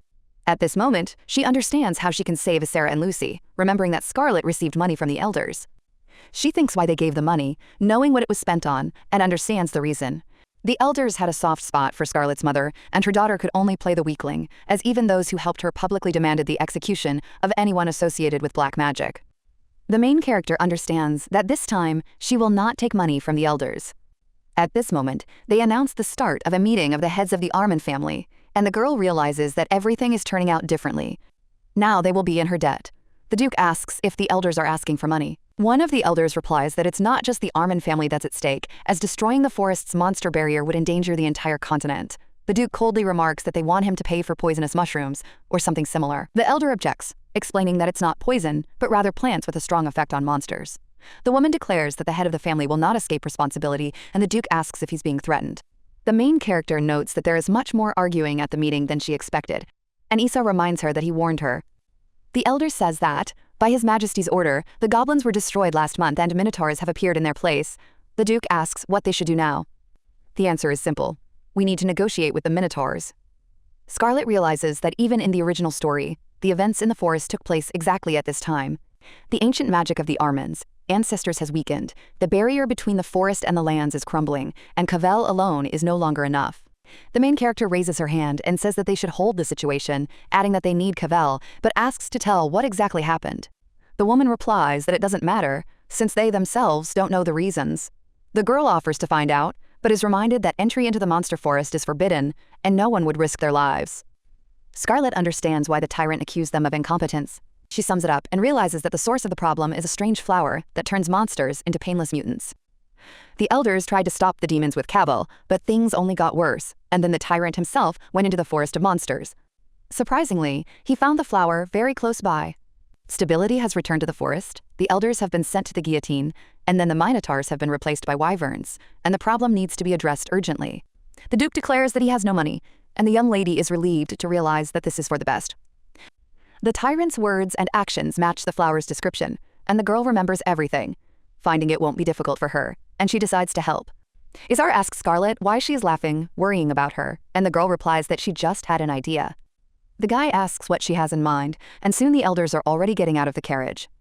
The man orders everything to be distributed, and the suitcases to be loaded into the cart, and the servant confirms that he has understood. The main character approaches one of the elders and greets her. The woman asks if the girl is mocking the elders, but Scarlet replies that she has something to tell them. The young lady presents the jewels, saying that she inherited them from her mother. The elder is surprised, and asks why she is doing this. The girl says that this might be useful, reminds him of the meeting, and adds that, not being the head of the family, this is the only way she can help. She assures that the Arman family values the elders, and that refusal today does not mean indifference, asking them to be careful. The elder replies that he does not intend to leave immediately, and wants to stay for a few days, since the matter is too serious. She thanks Scarlet for her kindness, and promises to repay. With a smile, the girl understands that she has shown enough concern and will talk later, when the right moment comes. After her departure, the elders must protect Isara and Lucy. Soon the maid informs them that the elders will remain in the eastern villa. A letter also arrives from the Imperial Palace, and Scarlet realizes that family matters have distracted her. She reads the schedule and sees that His Majesty is busy with state affairs. The letter asks for a response as soon as possible, and the girl is surprised because she was expecting news of a breakup. She realizes that the Tyrant cannot be relied upon and decides to change strategy, asking Lucy to bring walking clothes. The maid clarifies her wishes, and Scarlet asks for a smart, elegant, and noble suit in a beautiful color. Lucy thinks it's for tomorrow, but the girl says she needs it now. She's getting ready for a meeting and wondering if he can handle it. Meanwhile, the green-haired guy is enjoying a quiet day of paperwork. He enjoys the silence until the news of his meeting with Lady Scarlet arrives. He is informed that the girl has arrived on important business and is waiting in the carriage. Seeing her, he is shocked and asks if she really came unaccompanied. Scarlet waves happily at him, and he orders her in, pouring oriental tea. He offers coffee if the tea is not to his taste, and the girl looks at him, wondering if he is afraid to say something. The guy asks why she came, and the girl replies that she doesn't believe in his indifference. She says the Prime Minister has not convinced her, and asks if he remembers their first meeting. It reminds me of the dungeon, and how fate played a cruel joke. The guy is shocked, and doesn't understand what she's talking about. Scarlet says he is her earth and air, and asks how much he suffered alone. Clover is shocked and does not understand what is being said, and the girl decides to act differently. The maid is surprised by what is happening, and the servant replies that he does not know. The main character understands that with high-ranking people, everything is much more complicated. She asks the Prime Minister directly if he likes her. The guy is shocked and considers it a disaster, and the girl thinks that Clover will be the first victim. Scarlet talks about the uncontrollability of love, and the fact that you can't command your heart. The young man exclaims in despair, not understanding what she is talking about. The girl claims that he behaves this way because he is nervous around her. The guy is at a loss, but Scarlet assures him that he can't be fooled. She sees how stunned he is, and Clover thinks it's all a misunderstanding. He wonders if everyone saw it the same way, and realizes that loneliness has played a cruel joke on him. He says, embarrassed, that this is nonsense, and calling it sympathy is too much. The girl asks him with a smile if he admits it, and the guy turns away. He realizes that he doesn't know what love is, and tries to fix the situation. Clover asks not to talk nonsense, and Scarlet asks why. He replies that she is engaged to His Majesty. The realization that the Emperor will not turn a blind eye to this horrifies him. The main character is surprised by what is happening. She asks if Sir Clover is crying, thinking that it is too unpleasant for him. Scarlet stands up and apologizes, asking if it was too much. The guy asks her if she likes making fun of him, and she thinks he's rude. She replies that she didn't mean to hurt him, because she likes him. Clover thinks she came to laugh and again wonders what love is. Scarlet apologizes for the pain she caused, even if he doesn't accept his feelings. The guy sighs, and the girl, leaving home, realizes that everything turned out worse than she expected. However, she hopes that the Prime Minister will tell the Emperor's aides about this. If everyone hates her, it should shock the tyrant, because the king must save face. At this time, the blonde calls the Prime Minister. He comes in and says that he came to report on the meeting. Seeing Clover in despair, he asks what happened. The green-haired youth tells Count Lumen about his popularity among the ladies and asks about falling in love. The blonde man doesn't understand what they're talking about and asks if the Prime Minister is ill. Clover asks to forget the conversation and decides not to tell anyone about what happened. The next morning, near the outbuilding at the Armand estate, Scarlet thinks that this is all strange. It's not lunchtime yet, and the elders are nowhere to be found. She even asked Lucy to bake cookies and doesn't understand where they could have gone. Suddenly, one of the elders comes up from behind and recognizes Lady Scarlet. The woman asks what she is doing there, and the girl replies that she was passing by, wondering where they were. The elder says they met with the Kowel merchants for a large purchase. Scarlet introduces Lucy, but realizes that no one is interested. She asks about Koval, saying she has read about him but never seen him. The woman replies that she has several samples. She holds out the mushrooms, showing what Koval looks like. Scarlet says they're cute, and asks if they keep monsters away.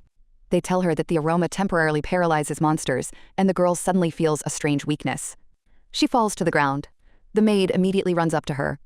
When Scarlet wakes up, she feels pain in her head and doesn't understand how she ended up there.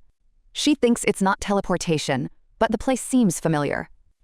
Gradually, the understanding comes that this is a forest of monsters. The main character turns around and freezes. Another main character stands before her, the same tyrant's favorite, and Scarlet doesn't understand what she's doing in such a dangerous place. The girl only says that she was told that it should be somewhere here. They're talking about a remedy that could replace Koval. The main character wonders what it could be, and the girl adds that she needs to win his heart. And then the main character remembers that in the novel, Shirla really did find something that could replace Koval. The young lady thinks it's unlikely the girl figured it out on her own. She definitely said it was in the monster forest, so someone must have told her about it. The main character tries to figure out who it could be. It's definitely not a tyrant, and if Charles had known, he wouldn't have shared and would have decided everything himself. Scarlet admits that everything looks pretty tricky and decides to follow this girl. The most important thing now is to find out everything about the mysterious remedy. She also wonders if this scene was in the novel, and realizes that there are too many differences between the book and reality. The lady with red hair suddenly stops and says, "Here he is." It turns out to be Geppetto the slime. The young lady immediately realizes it's not poisonous, but rather a forest predator. It feeds on monsters, looks small and cute, is harmless to humans, and yet is capable of consuming even the most ferocious monster. It now becomes clear that the product that can replace Koval is Geppetto's slime. The main character smiles and thinks how incredibly lucky she is. She's memorized this place and will be able to find it herself next time. At this point, someone starts shaking Scarlet and loudly asks if she can hear, demanding that she wake up. It turns out to be Isar. He asks worriedly if everything is okay with her. The young lady also notices a worried maid nearby who calls for Miss Scarlet. The main character asks in surprise why everyone is so alarmed. The girl learns that she lost consciousness right in front of the villa and Isar carried her in his arms. He says she's nothing but trouble. Scarlet finds this strange, as she doesn't remember losing consciousness, even when recalling the affair. The elder asks if the lady is all right, as she suddenly fell for no reason. Isar adds that Lady Adrian is right, and it's good there were people nearby. He notes that it would have been much worse if it had happened in a deserted place. He says that if she feels bad, it's better to rest and take her time, without worrying about trifles. He also adds that if she is uncomfortable in the estate, she can go anywhere. The main character thinks and realizes that a trip to the elders is an ideal option and an excellent excuse. The woman notices the young lady's gaze and asks, "What is the matter?" And the main character only understands that this is the ideal destination. However, one of the elders objects, saying that if the girl wants to relax or travel, then why come to them specifically? The young lady replies that their territory is still family land, and there's no problem. The woman notices that their lands border a forest of monsters and asks if the girl understands the danger. The young lady answers the question with a question, saying what's wrong with that if she wants to go. She then asks to be shown everything in place, adding that state affairs are involved, and on her return she will tell the Duke everything she sees and hears. She also suggests using video communication, as it is more convincing than any words. Let the father see everything with his own eyes, although the brother tries to object. The woman agrees that the idea is not bad. The young lady says she considers this consent and thinks this is how it should have happened, instead of the constant pressure on her father. If they take her with them, the Duke will see everything for himself and will have no choice but to agree. One of the elders promises to speak with the Duke. Isar immediately declares his opposition. The young lady asks what he means, but the boy reiterates his disagreement. He says that even if the Duke agrees, he is still against it, and asks if she really wants to go to such a dangerous place. After all, the road there alone will take at least 3 days. The young lady reassures her brother and says that she will not go alone. Isar asks with whom exactly, and the girl replies that he will soon find out. After some time, the emperor reads the document and turns to Clovergessen. He says he has business to attend to, and orders all meetings to be rescheduled for 2 weeks. The young man with green hair asks where His Majesty is going. The emperor replies that the young lady seems to want to go somewhere. Soon, the butler announces that the carriage is ready. The Duke says that the imperial family will soon arrive, and they must behave with dignity, and the elders remark that this should be told to the Duke. The main character realizes that she will finally go to the Forest of Monsters, but is surprised why Charles is still not there. The Duke says irritably that the emperor is late, and even his belonging to the Carlier family does not cancel out his respect. Scarlet asks why her father is so pleased. Isar replies that he's proud of the emperor's visit. Scarlet wonders if it's true that the imperial family has never visited the Armands before, and Isar asks if she thought it was a joke. The girl understands that, despite the Duke's intonation, this is most likely true. The relationship between the Carlier family and the Armands has always been important. The Border Guard family and the ruling dynasty have long been closely linked. And all this could end in the wrath of the Tyrant if the Armands do not fulfill their duties. Isar asks what she's even thinking about, because going with His Majesty is already too much. The young lady replies that she is, after all, his fiancé, and understands that they will be together for 3 days and 3 nights. She wants him to tire of her during that time. Isar asks what she told the Duke. The girl replies that she said she wanted to recover, and he immediately allowed it, although she finds it suspicious. The young lady recently called on His Excellency the Duke. The man was surprised and asked why she didn't knock. She responded by asking if it was really necessary. Then she said she had something to tell him and asked permission. Scarlet thought he was clearly hiding something. She spoke of her recent fainting spell and her desire to briefly visit the elders.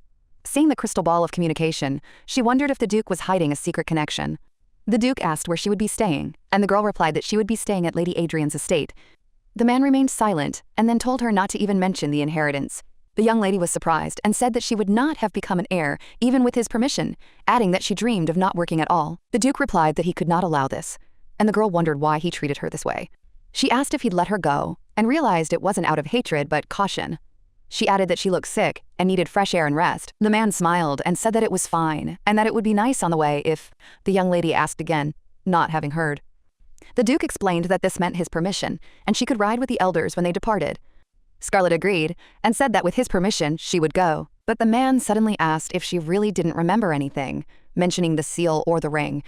He repeated this over and over again, not understanding why the girl was pretending to hear about it for the first time. The main character is perplexed and says that she doesn't remember anything, as if it were a bolt from the blue. She thinks it's strange and wonders if that's what the Duke is looking for.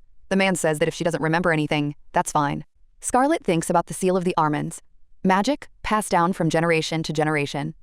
This is proof of family affiliation in the form of a ring or seal. If a duke doesn't have one, it means he hasn't become the true head of the family.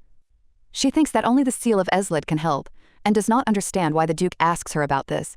She decides that it is useful to remember this, because the seal takes a different form each time, and it is unknown what form it is in now. Isar asks his sister what she is doing, but the girl does not understand what he means. Her brother tells her to bow, because His Majesty has arrived. The girl bows. The Duke greets the Emperor and notes that the journey was long. The Emperor thanks Duke Armand for the invitation, and he replies that His Majesty knows their family well. The main character watches this and thinks that the Duke is so worried that the Emperor hardly listens to him. Isar agrees with this and turns to the young lady. He asks who the two are. Scarlet realizes the blonde man is Count Lumen, the head of intelligence, and next to him is probably the commander of Charles's knights, although she decides to find out for sure later. The main character says that she sees them for the first time. Isar wonders why they are smiling at the girl like that, and Scarlet thinks it looks strange. The Emperor comes up behind her and addresses her, causing her to become slightly frightened. She wonders if it's Charles. He says the young lady is falling gracefully, and the girl wonders why she cares. The Emperor greets her and asks how she is doing. Scarlet replies that she's been thinking about him all this time and didn't expect time to drag on so long. Charles says that's commendable. The girl is shocked, as she expected a completely different reaction. Then His Majesty asks Lumen to bring him what he asked for, and he agrees. The young lady is handed a bouquet, and the blonde man says that it is a gift from His Majesty. Scarlet asks in surprise why there are flowers all of a sudden. The guy replies that he saw them and immediately thought of her, and the girl is a little embarrassed. She asks why, wondering if he thinks she's just as beautiful, but he only says that the flowers resemble her head. The main character thinks what an unpleasant person he is. The blonde laughs and says he was right. The knight commander confirms that it's funny, since His Majesty is acting so frivolously. It looks like he really fell in love. The man is then offered to let Miss Scarlet into the carriage. The girl is surprised when she sees the carriage. The elder says it's their carriage and asks what's wrong. The main character understands that they really need money and says that perhaps she should ride in the same carriage with His Majesty. The butler points out that the Emperor didn't say that and offers to prepare another carriage. However, the Emperor replies that there's no need, since they're going to the same place, and Scarlet thinks that at times like these, he doesn't treat her like a bride. Isar turns to Scarlet, and the girl asks what happened and why he is still here. The young man replies that it is because she is still nearby. After that, he asks the girl if she remembers what he talked to her about yesterday. The young lady realizes that no matter how much she thinks, Isar is truly very worried. The main character remembers what his tone and look were like the day before. He then asked her if she really liked His Majesty, and she even choked in surprise. She immediately asked why he liked her and why such a question arose at all, but the young man was only surprised because they were engaged. Then the brunette asked if His Majesty was not known for his cruelty. Then the girl thought that it was true, but to call the tyrant simply cruel was strange, because those whom he plunged into eternal sleep would have been enough for an entire mountain. However, out loud she only said that these were beautiful words, and when Isar asked if he had said something wrong, Scarlet replied that this time he was right. The boy asked her what she thought of the Emperor's cruelty, but the young lady merely inquired whether it mattered. Isar said that it matters to him, since she is going to marry him, but the girl admitted that she is uncomfortable talking about it. After that, the guy only noted that they needed to discuss something. After all, she is his younger sister, and then the main character asked if he was afraid that he would be cruel to her too.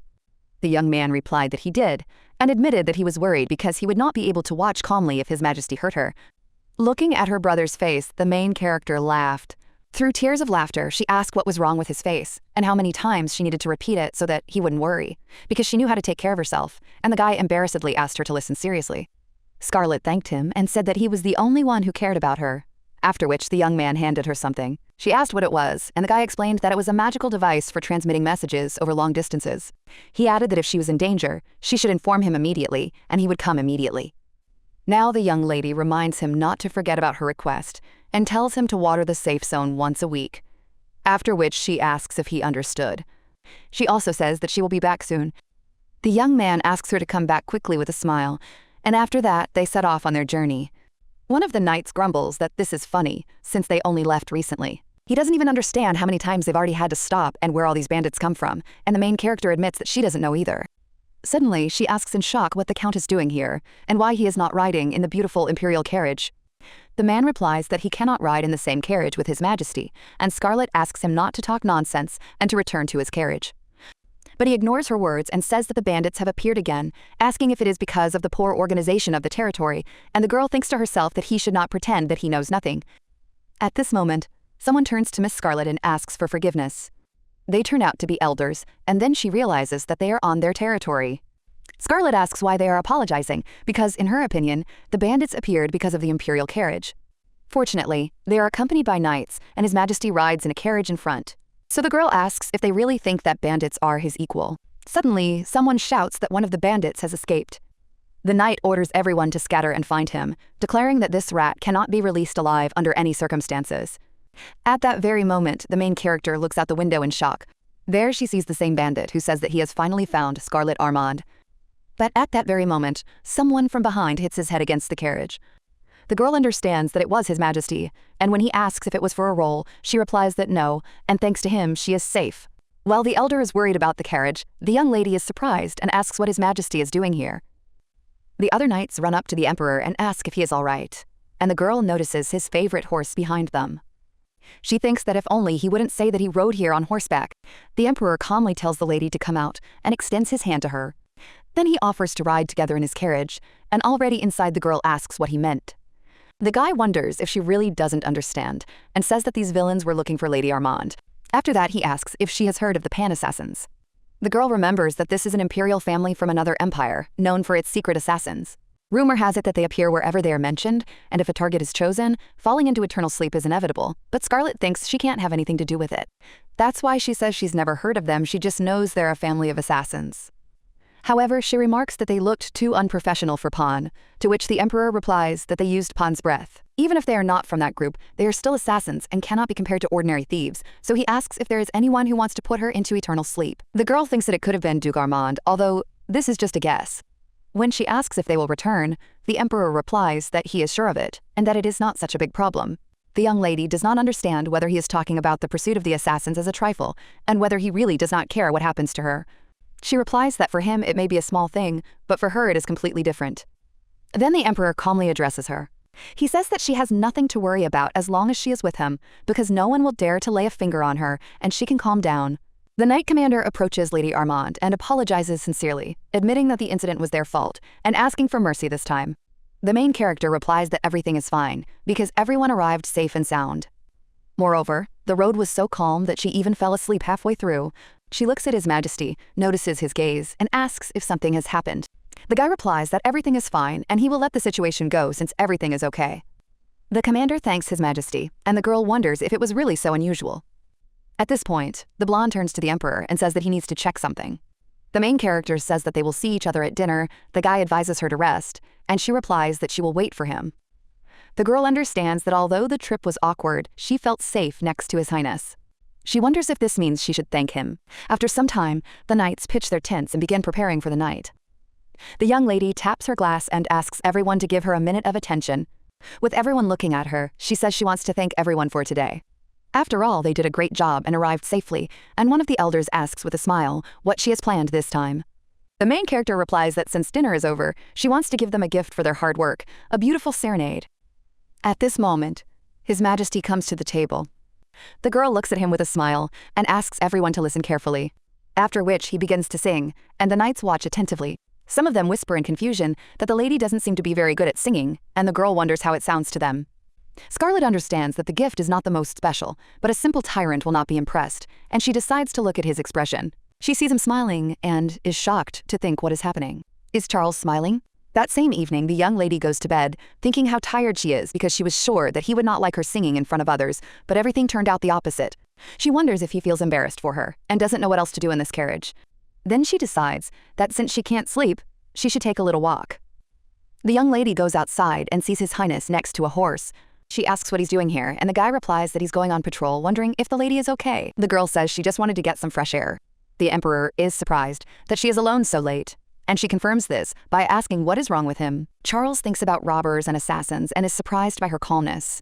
And in response to her question, he answers that everything is fine and he has no right to stop her. Scarlett asks if he's going back to the hotel, but the guy reminds her that she wanted to go for a walk. Soon they are riding on horseback, and the main character, wrapped in his cloak, thinks that it is too awkward. She doesn't understand why he decided to go with her and whether he feels awkward, but looking at his face, she understands that he doesn't care, and she needs to come up with a topic of conversation. She remembers that he talked about things to do tomorrow and asks where he is going. The guy replies that he will go to Rashikel, and the girl understands that there was no such place in the novel.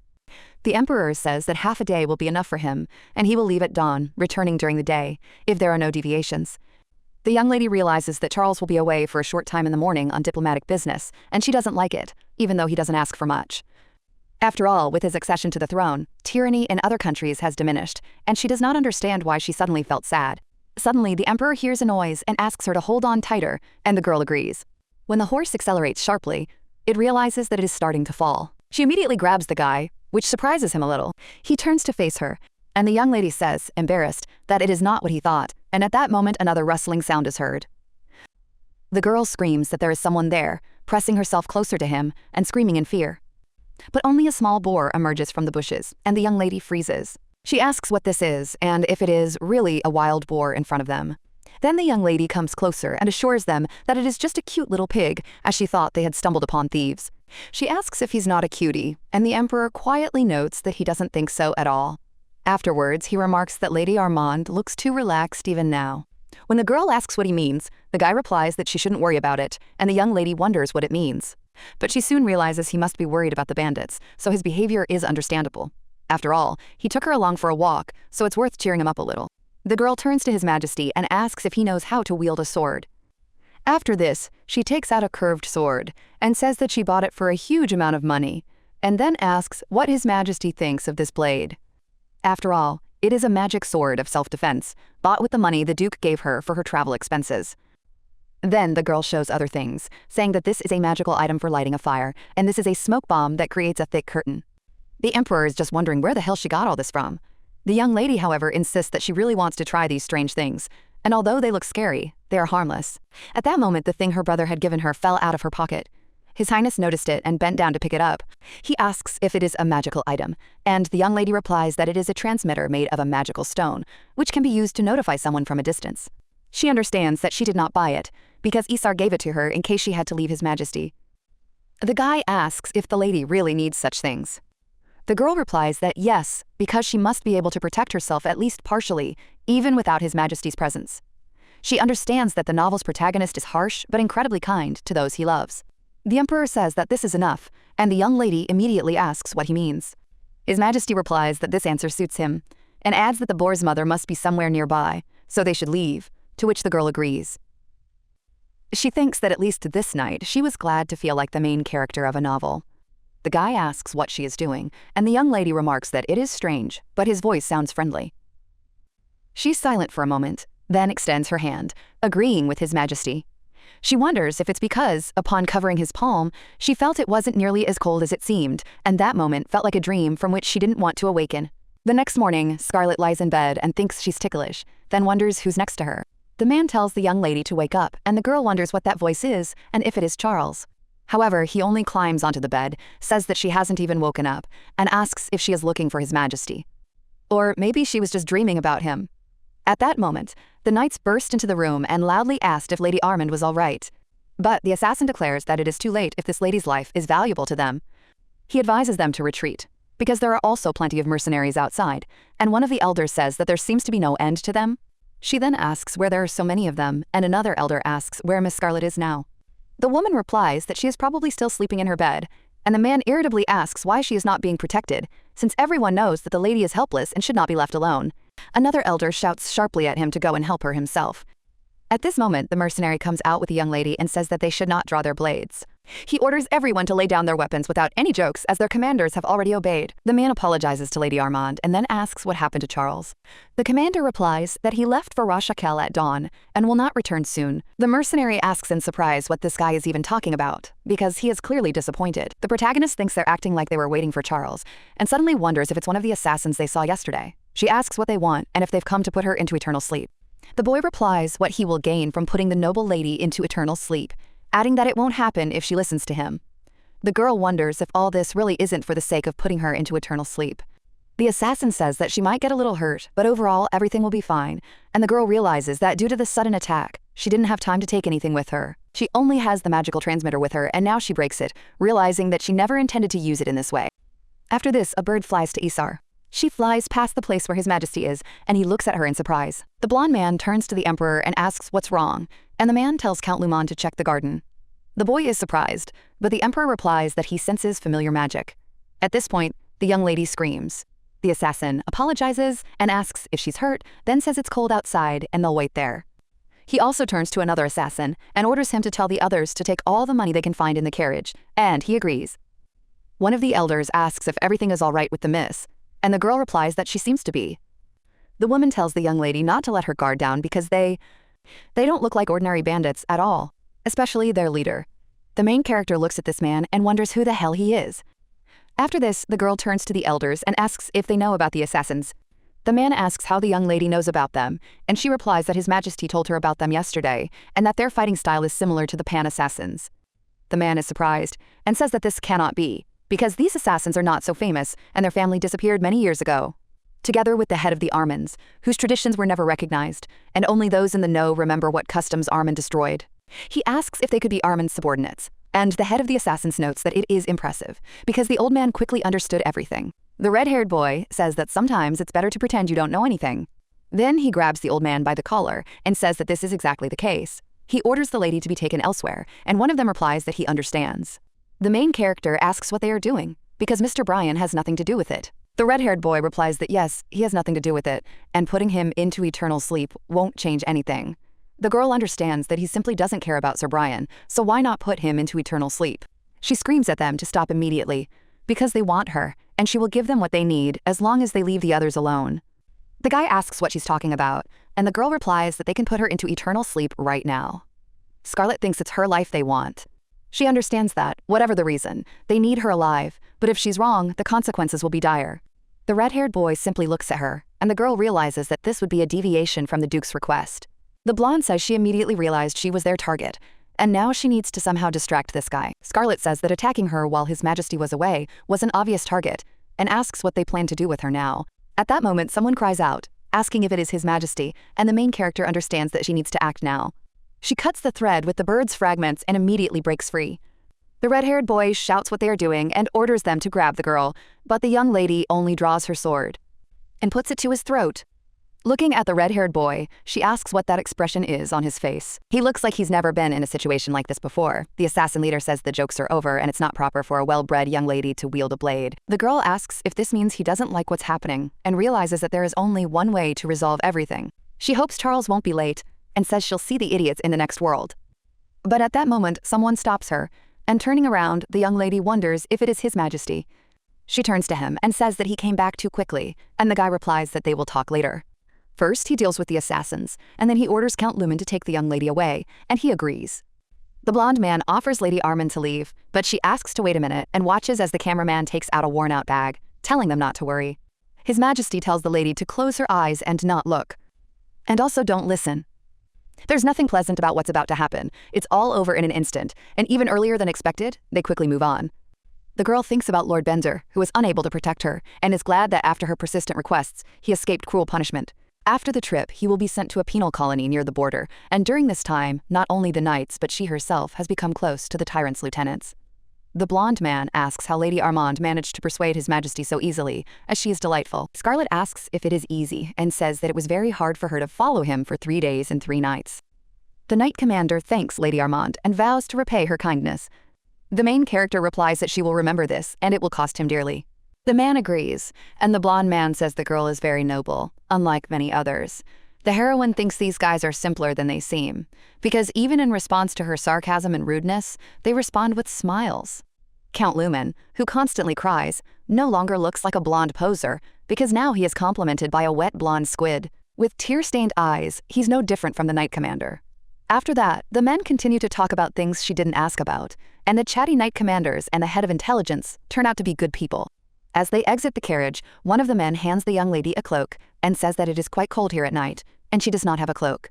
The main character thanks her, but notices a woman who continues to look at her strangely. She constantly says that she remembers the late Duke when she looks at her, and even Brian's muttering is starting to irritate her. The Tyrant has also changed and now addresses the young lady. He asks how she's feeling, and she replies that she's fine, just tired from the long carriage ride. Then the young man suggests she go for a walk. The girl asks if he really wants to go for a walk with her. The Emperor replies that of course, since she is the only one here, and the heroine wonders if he enjoys laughing at her since he becomes more and more playful every day. Scarlet says it's not funny at all, and thinks that after all the events and twists and turns, they're finally there. The young lady arrives at the problem area the elders spoke of, Adrian's territory, in the monster forest. The Armand family and their elders consider this place to be the one that determines their destiny. The girl brought the Tyrant there not without ulterior motives, because if he found out about the elders' problems, in the worst case they would turn to him for help. Discussing matters of the magical forest with Duke Armand is no easy task, and, as usual, there is no clear answer. The Emperor senses something and says that they seem to be close. He asks what's going on, and how the Armands defended the perimeter. The woman remains silent, then says she'll tell His Majesty everything from the very beginning. By telling their story, they admit that they have no excuse and sincerely ask for forgiveness. The Emperor says that it's okay, because he didn't believe it from the very beginning. The girl turns to His Majesty and suggests that they first enter the forest. One of the knights asks if Lady Armand hasn't come here to recuperate. The young lady replies that this is true, but the forest is under the Armands' jurisdiction, and it's important for her to personally verify the situation. As the girl prepares to enter the forest, the knight commander reminds her that it's a dangerous area and shouldn't be entered without preparation. The young lady replies that they'll remain near the border. And she adds that an escort is not necessary, since she and His Majesty will go alone. One of the elders approaches Scarlet and asks if she must enter the forest. The girl replies that she wants to see for herself the reasons for the disorder, and the elders say that she has the right to do as she wishes. The Emperor adds that he himself had long been thinking about going there. He tells the knight not to worry about the lady's safety, because as long as she is by his side, nothing will happen, and jokingly notes that he is the main threat. After this, the two of them head into the forest. The guy agrees and suggests they head out. The young lady enters and thinks they should turn left, as that's where they'll come across a dead tree. The Emperor asks if she has been here before. The girl replies that no, not even elders can enter here. His Majesty remarks that she is leading him with too much confidence for a newcomer. The heroine understands that she saw this place in a dream, and says only that she loves adventure, and therefore boldly moves forward. The guy asks her not to go too far, as the demon could appear from anywhere. The girl agrees, takes a few more steps, and realizes they're there. She calls His Majesty to look at it, but he reminds her that he asked her not to go far. However, as he gets closer, he is surprised, and Scarlet hurries him. The guy realizes that they have found themselves in a place strewn with ancient golden flowers, which, according to legend, attract demons. Soon, the knights examine the flower, noting its rarity.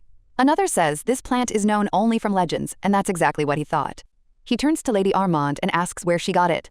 The guy points to the slime in her hands. Scarlet asks if that's the one, calls it cute, and says she found it in the forest and decided to keep it as a pet. The fair-haired young man replies that it's not a spirit, but a slime called Geppetto, a demon-eating predator.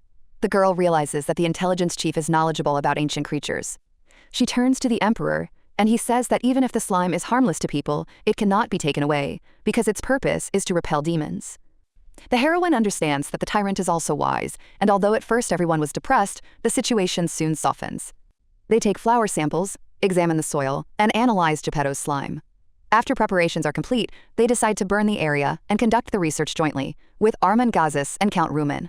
The young lady thinks that there shouldn't be any problems and everything will end well. Now she holds the crystal ball and asks if she can accept it, because they need it more for communication with the laboratory. The elders bow and say that this is nothing compared to her kindness. Adrian confirms this and calls the girl their benefactress, promising to help her with any request. The heroine smiles and says that, in that case, let them promise to take care of her friend Anisara and protect them in case of danger. The elders exchange glances, then agree and promise to fulfill her request. They swear by the names of Armand's vassals, and the girl, smiling, says she trusts them. The mission is successful. After some time, she says goodbye to the elders, wishes them all the best, and promises to come in the spring when everything is settled.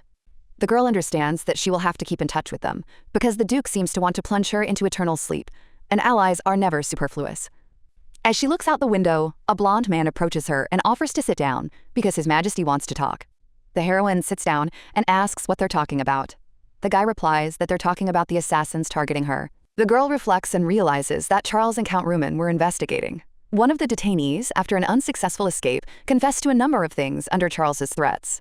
The continuation of Count Rumen's story, carefully chosen words, sounded so that the blood ran cold in the veins. The young lady understands that upon her return, she will have to think about how to get rid of the Duke. And while the reason is still unclear, his actions clearly crossed the line. The blonde asks if she's okay, and the girl replies yes, realizing that, before, she needs to check on the fairies. Meanwhile, Isar is calmly watering the flowers and trees. He thinks about Scarlet and realizes that this girl is making his life very difficult. He wonders when she'll grow up and why she decided to grow fruit trees here, believing that once they're planted, fairies will surely appear. Meanwhile, the heroine recalls the moment when the Tyrant, following the dark mages, plunged a loved one into eternal sleep. She thinks he might have already tried to do this. The blonde man asks the Sir when the next negotiations on Rashaka will take place, and the man replies that they can be postponed. The heroine asks if they have not been there before, if they are talking about Rashachel, and the man asks if she knows anything about it. The girl replies that she only heard about it in passing. The blonde man says it's possible, since the Rashachel are a closed and vanished family. The heroine asks if it's a family. She says she thought it was the name of a place. The blonde explains that in Carlior, the place is still called Rashachel, and now a new kingdom has been founded there. The young lady realizes that she is beginning to learn about the three oldest families on the continent, Carlior, Rashachel, and Arman, and also about their founders and the rumors that circulate about them. Charles's ancestor, Carlior, was the god of winter winds who had fallen into eternal slumber. The girl is surprised, but they explain to her what it means to become human. This god was supreme and had the power to cross dimensions. The young lady asks if Arman and Rashachel were also gods, and the boy replies that yes, they were founded by gods who fell into eternal sleep. The progenitor of the Arman family was the god of prophets and travelers. The Rashachel family was founded by the goddess Clover. The heroine is surprised and notices that the advisor bears the goddess's name. The blonde man replies that the advisor's name is most likely real. The girl asks what his real name is. The guy says he doesn't know himself and suggests returning to the topic, adding that the Rashachel family was the first to disappear, and that about 20 years ago the territory of the feud was erased from the map. The girl notes that this happened around the year she was born. The boy confirms this, but says too little is known about the family. Finding heirs was almost impossible, and the witchcraft itself was so cruel that there were rumors of a dark magician. The heroine wonders if there is a way to find a successor to Rashachel, and the guy replies that only the general features are known. All the family members had blonde hair and ruby eyes. The girl says that won't help, since she has the same ones. His Majesty looks out the window, but suddenly the carriage stops. The Emperor looks out and asks what happened, and the coachman answers. He says there's a man unconscious on the road. The heroine gets out and asks if something happened to the carriage. Then, in shock, he notices that there is a small child lying on the road. A young lady approaches the boy and asks if he is okay and breathing. The guy grabs her cape in surprise. He asks if there are any more survivors. The girl, confused, reassures the boy and asks where his parents are and what his name is. The boy replies that his name is Glen Mashiar and loses consciousness again. The Emperor approaches and says the boy is clinging to life and only lost consciousness because the tension subsided. The heroine replies that she understands, but then she notices his blonde hair, ruby eyes, and name, and she remembers that it was precisely because of this boy that Shirla gnashed her teeth in the original. Glen Mashiar appears. In the original story, he was Shirla's former lover and met his end at the hands of a tyrant. Their relationship began with a breakup for revenge. The Emperor says the Mashiar family disappeared some time ago, meaning there are survivors. The heroine wonders if he himself had a hand in this. The Emperor adds that they were destroyed by witchcraft, just like Rashachel's family. The blonde tries to say something about the disclosure, but His Majesty interrupts, stating that this boy is not an ordinary child. The heroine doesn't understand what he's talking about, and the man says that the Mashiars had only one son, who had an illness that prevented him from growing. Such a child could not be born into a family already immersed in eternal sleep. This means that he is Mashiar's successor, and he will turn 20 this year. They are the same age. This is the age of the head of the family. After some deliberation, they decide to hand the boy over to the elders, as it's too dangerous to be around the heroine. The Duke bangs on the table and demands to know where the girl hid the certificate of the head of the family. Despite his status, he cannot enter the feud's castle without permission. Until he has the certificate, the former Duke remains the owner. He's sure the young lady has the document, but he can't find it. He might have intimidated her as a child, but now she's 20. If she produces the certificate, then the Arman family will choose her as the next head, as the legal successor of the family. After a while, the young lady stretches and realizes that she has finally returned home. Despite the delays, the Emperor tells her to go inside. She's surprised, as she thought he'd stop by the residence before leaving. He replies that he needs to give orders to the knights and will catch up with her later. The girl decides that's even better, and that it's time to check out the situation. She says she will go check on the family and asks them to take their time. The Emperor and the knight exchange glances, and the blonde asks if he really plans to put the residents under surveillance. After all, Armanov is protected by a powerful barrier that even the Emperor cannot destroy, and all that remains is to turn to family members. The Emperor replies that he will figure it out himself, and orders the guy to prepare the crystal ball. He also feels his sword resonate. Meanwhile, the mansion announces that Lady Scarlet has returned. The heroine greets everyone with a smile, and asks if everything was okay without her. Lucy runs up to her, and Scarlet asks how she's doing, but the woman says that something else is more important right now. At this moment, someone loudly orders the servants to clear the way. It turns out to be the Duke. The butler tries to calm him down, and says that His Highness shouldn't behave like this, since there are guests from the imperial household outside, and he should keep a straight face. But the man just rudely bursts in and asks if the butler is going to detain him, adding how dare he touch his body. At this moment, the main character thinks about why the Duke is behaving so impulsively. The man looks angrily at the young lady, and she calmly asks what exactly she did. In response, he slaps her across the face and yells at her, calling her a useless idiot. He says she's caused him enormous losses, and that it would be better if she went into the monster forest and never came back. The young lady's brother comes running up the stairs, covered in bruises.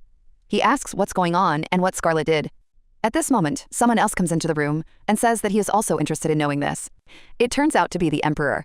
Approaching the Duke, he asks what he was thinking about raising his hand to his fiancé right before his eyes. The Duke becomes visibly frightened and turns to His Majesty, trying to justify himself, but the man interrupts him with a question. Isn't this a direct disregard for the Emperor? He coldly adds that he doesn't recall ever leaving alive anyone who tried to get above his head. He notes that the Duke has been hiding skillfully until now, like a worm. The Duke cries out, declaring that he has committed an act worthy of eternal slumber. After these words, he immediately falls into a low bow, almost touching the floor. The protagonist wonders if Charles is truly angry because of her. She remembers how she deliberately irritated him in the last few days, and fears that now he might hate her. The Duke continues to defend himself, insisting he meant no disrespect. He calls the incident a family matter, and says he wouldn't even think of touching His Majesty's fiancé. The Emperor replies that the Duke has been cooped up for too long, and it's time for him to get down to business. He adds that Miss Scarlet must be tired, so for now he'll overlook the incident, as it would be difficult for her to prepare for the Duke's eternal slumber. After this, the man turns to the maid and asks her to take care of Miss Scarlet, saying he'll wait outside. The maid immediately agrees. She gives the Duke a furious look and quietly asks if everything is all right with the lady. The main character just laughs, realizing that the Duke was truly scared. He looks especially pathetic in front of the servants, whom he had previously so demonstratively ignored. The young lady says how shameful it is. Lucy turns to Scarlet, who apologizes, offering to go upstairs. She notices a strange sense of delight pervading the Armand family's servants. The maid asks the mistress to turn her head in her direction. Scarlet does so and feels the anger still in the air, especially from those who were close to her. The young lady asks if Lucy has seen the Duke, as he has turned pale, as if lifeless, and is on the verge of tears. Lucy doesn't answer, and the girl realizes that the scene where the Duke hurts her angers the maid every time, no matter how many times she sees it. The young lady says she brought a gift for Lucy from her trip. The maid, surprised, asks if it's really for her. Scarlet replies that it is, but she can't give it to him right now, even though it could be a great help in the future. The girl adds that she's bought some popular local desserts and suggests they try them together. Lucy shyly thanks her, admitting she doesn't know what to say. Scarlet asks what exactly she is thanking her for, and realizes that she is once again convinced of the correctness of her decision to protect Lucy and Isar. Because Lucy is for Scarlet, the dearest friend in this world. After some time, the young lady comes out to His Majesty and says with relief that she was worried whether he had already left. Scarlet apologizes and explains that she was a little late. The Emperor looks at her carefully and says she's finally here, then asks if her cheek is okay. Scarlet replies that this isn't a case where bed rest is necessary. He says that's good, and suggests moving on to the next item on the schedule. The young lady understands that the Duke will still need to be kept under control for some time, and fairies will soon appear in the safe zone. She wonders if she should take a short break and says she would like to take a month off, suggesting that she can put things off until later. She adds that she has already taken up a whole week of his time on the trip, and a month will be enough for him to get back into his usual rhythm. The young lady thinks about Glen Mashiar. If Shirla's motive for revenge against the Tyrant disappears, the original plot may never begin, and this option also requires consideration. The Emperor asks if this means she is proposing to meet in a month. Scarlet notices a strange, unhappy expression on his face. He turns around and says, "Okay, then they'll see each other," and she agrees. But to herself, she thinks that something is wrong again, and that she really made a mistake by not understanding what exactly the problem is. Thus, in a gloomy mood, the Tyrant leaves the Armands' residence. After some time, the elder writes that Miss Scarlet has recovered, she and Brian are doing well, and the exploration of the monster forest is going without problems. He adds that they are doing everything possible to get the boy left in their care back on his feet, and as soon as he wakes up, she will immediately know about it. The woman realizes that the rumors that the Meshiar family fell at the hands of the emperor turned out to be untrue. If there are so many false rumors surrounding the emperor, perhaps the resistance to the engagement of their benefactress Scarlet was in vain. And as soon as the young man wakes up, they will be able to get answers to all their questions. Meanwhile, Scarlet is in the garden and happily notices that the trees have finally borne fruit. She realizes that Isar has taken good care of the place in her absence. Now all that remains is to wait for the fairies to appear. The girl touches one of the fruits and wonders what it is, whether a parasite has already started gnawing on it. Suddenly she notices a small creature and wonders if it is a fairy. She's amazed at how tiny it is, because it moves and talks like a doll. The baby asks if the man is angry, and the young lady replies that he's not at all. Scarlet wonders if these are the same fairies from the original work, since in the novel they were described as servants of the devil, with the appearance of a thin young man. She asks the baby if there are other fairies here besides him. He waves his hands and says that they are his friends. The young lady understands that since they are friends, they must be fairies too, and says that she understands. She asks him if he knows what a fairy stone is, but the little boy only asks if it is edible. Scarlet realizes she's screwed up. Baby says she's still angry, but Scarlet immediately denies it. She wonders if this is a curse and if she made a mistake about the place or time of the fairy's appearance. In that case, it turns out that she simply threw money down the drain and received nothing. Then the girl asks the fairy if he is too hungry. She understands that she cannot ignore the fact that the baby is hungry. Seeing other fairies, she calls them too, saying that she will give them fruit. The young lady asks their names, but the fairies reply they don't know. Scarlet realizes they don't have names and decides to give them one to ease her disappointment. She calls the baby in the blue cap Tropka. The red one is called Belle, and the golden one is called Brooke. The young lady decides that let it be so. She thinks they're innocent and asks the kids not to fight, as there's plenty of fruit and they can eat in peace. They agree. Scarlet realizes that even without the fairy stone, she can support herself by selling the property left by her mother. But when she peers into the box, she's surprised to find only crumbs of the inheritance, and wonders why this happened, given that her mother always spent money wisely. The hospital bills quickly provide the answer. The girl laughs and tells Lucy that it's even funny, because now she will end up a beggar even in the village. She realizes she's been relying entirely on the fairies, and since everything has gone wrong, she needs to find a way to make money at any cost. She goes out onto the balcony and wonders why the room is so stuffy. Looking outside, Scarlet notices a woman and is surprised, because it is the Duchess. She asks Lucy if the Duchess has been away. She replies that she seems to have been at a guild management meeting, discussing the opening of a new trade route. After all, Madame was an entrepreneur even before she became a duchess. Scarlet wonders how she could have forgotten about it, and tells Lucy she'll be out for a bit. The maid asks where she is going, and the young lady answers. He wants to welcome the Duchess, realizing that if the engagement to the Tyrant falls through, her independent life will become inevitable. Then the question will arise whether to live on the remains of wealth or to plunge into poverty. She realizes that by completely trusting the fairy stone, she squandered her mother's inheritance and acted foolishly. Now that things have turned out this way, there's only one thing left to do. At this point, the Duchess says she's been informed of Scarlet's visit. The woman asks if she has come to ask for money, but the young lady replies that this is not the case. She says she wants to learn how to earn money herself and asks for advice. The Duchess replies that she doesn't understand what he's talking about. She adds that she doesn't consider their relationship close enough for such conversations. Scarlet wonders if this is true, recalling that the Duchess never tried to put her into eternal sleep. Therefore, she comes to the conclusion that a constructive dialogue is possible with this woman. The young lady says she knows of the Duchess's dislike, but acknowledges her competence, and that she does not seek to harm her. Scarlet notes that this is the first time she has spoken so frankly, and hints that she knows about the woman's past, adding that they definitely agree on one thing. They both hate this family. She admits that she wants to break off relations with the Duke one day. The brunette replies that such conversations with her are a mistake. Scarlet asks if this means she shouldn't reveal her true feelings, since only this woman can give her such advice. The Duchess asks what exactly she wants. Scarlet realizes that she cannot rely on her knowledge of the original plot forever, since she knows nothing about economics, social structure, or even fashion among the nobility. Before her is the real world, which is impossible to know everything about simply by reading a novel. Therefore, she says that she wants to learn from the Duchess how to run a household, the basics of etiquette, and the knowledge that a nobleman should have. The woman replies that if at her age she needs an etiquette teacher, she'll provide one. But Scarlet clarifies that she's not talking about simple rules. It's about noble dignity, the ability to disdain pettiness, and sometimes encourage direct action. She asks if there's anything else she needs to add. The girl says that she wants to study the practical side and learn to survive in this world alone. Scarlet adds that she would like to learn more about the trade, realizing that the Duchess grew up in a noble family with strong support. But this is precisely what allowed her to maintain her position, even in such a tough family as Armand's. After all, she broke the rules, founded a trading guild, and became the mistress of her own life. The Duchess smiles and says that this is funny, because if the girl really understood what she wanted to learn, she would have learned everything a long time ago. And I wouldn't waste time on teasing others. She decides that there is no point in continuing the conversation and leaves first. The main character calmly asks the woman to wait a little. If she is angry because of her behavior, then she can reproach her at least with words, because it is not difficult at all. The woman may not believe her, but the girl sincerely considers her an outstanding person, and even if their relationship is far from ideal, she respects her as a person and finds her words reasonable.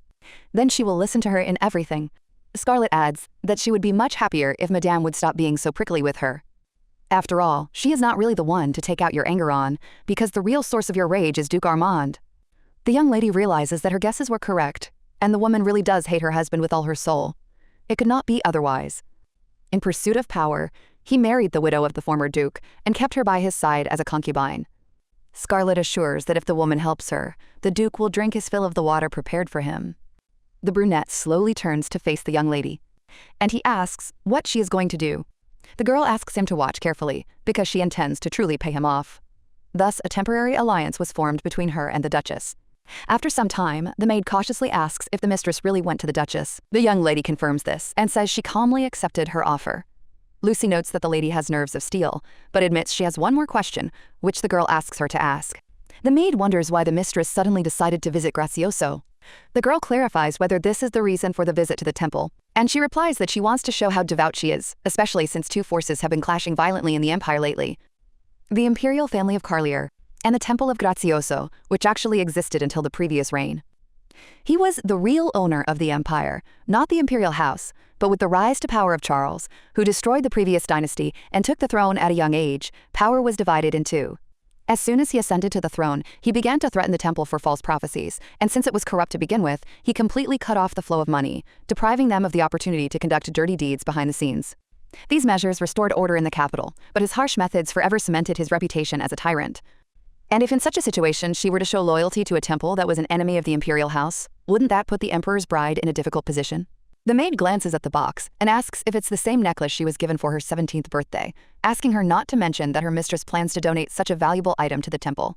The girl replies that she doesn't care, and that the item has no significance to her. Moreover, the temple would certainly appreciate the offering, since rumor has it that the nobles have stopped funding it out of fear of the imperial palace, and in such a situation, profit would certainly not hurt them. Scarlet admits that she dislikes the very idea of the temple, but for the sake of breaking off an engagement, now is not the time to reflect on good and evil, and so she heads there. One of the ministers greets her with words about the light of Gracioso that dwells in the believers and addresses her as a sister. The main character answers, "Hallelujah," and the maid thinks to herself that she should have said, "Amen."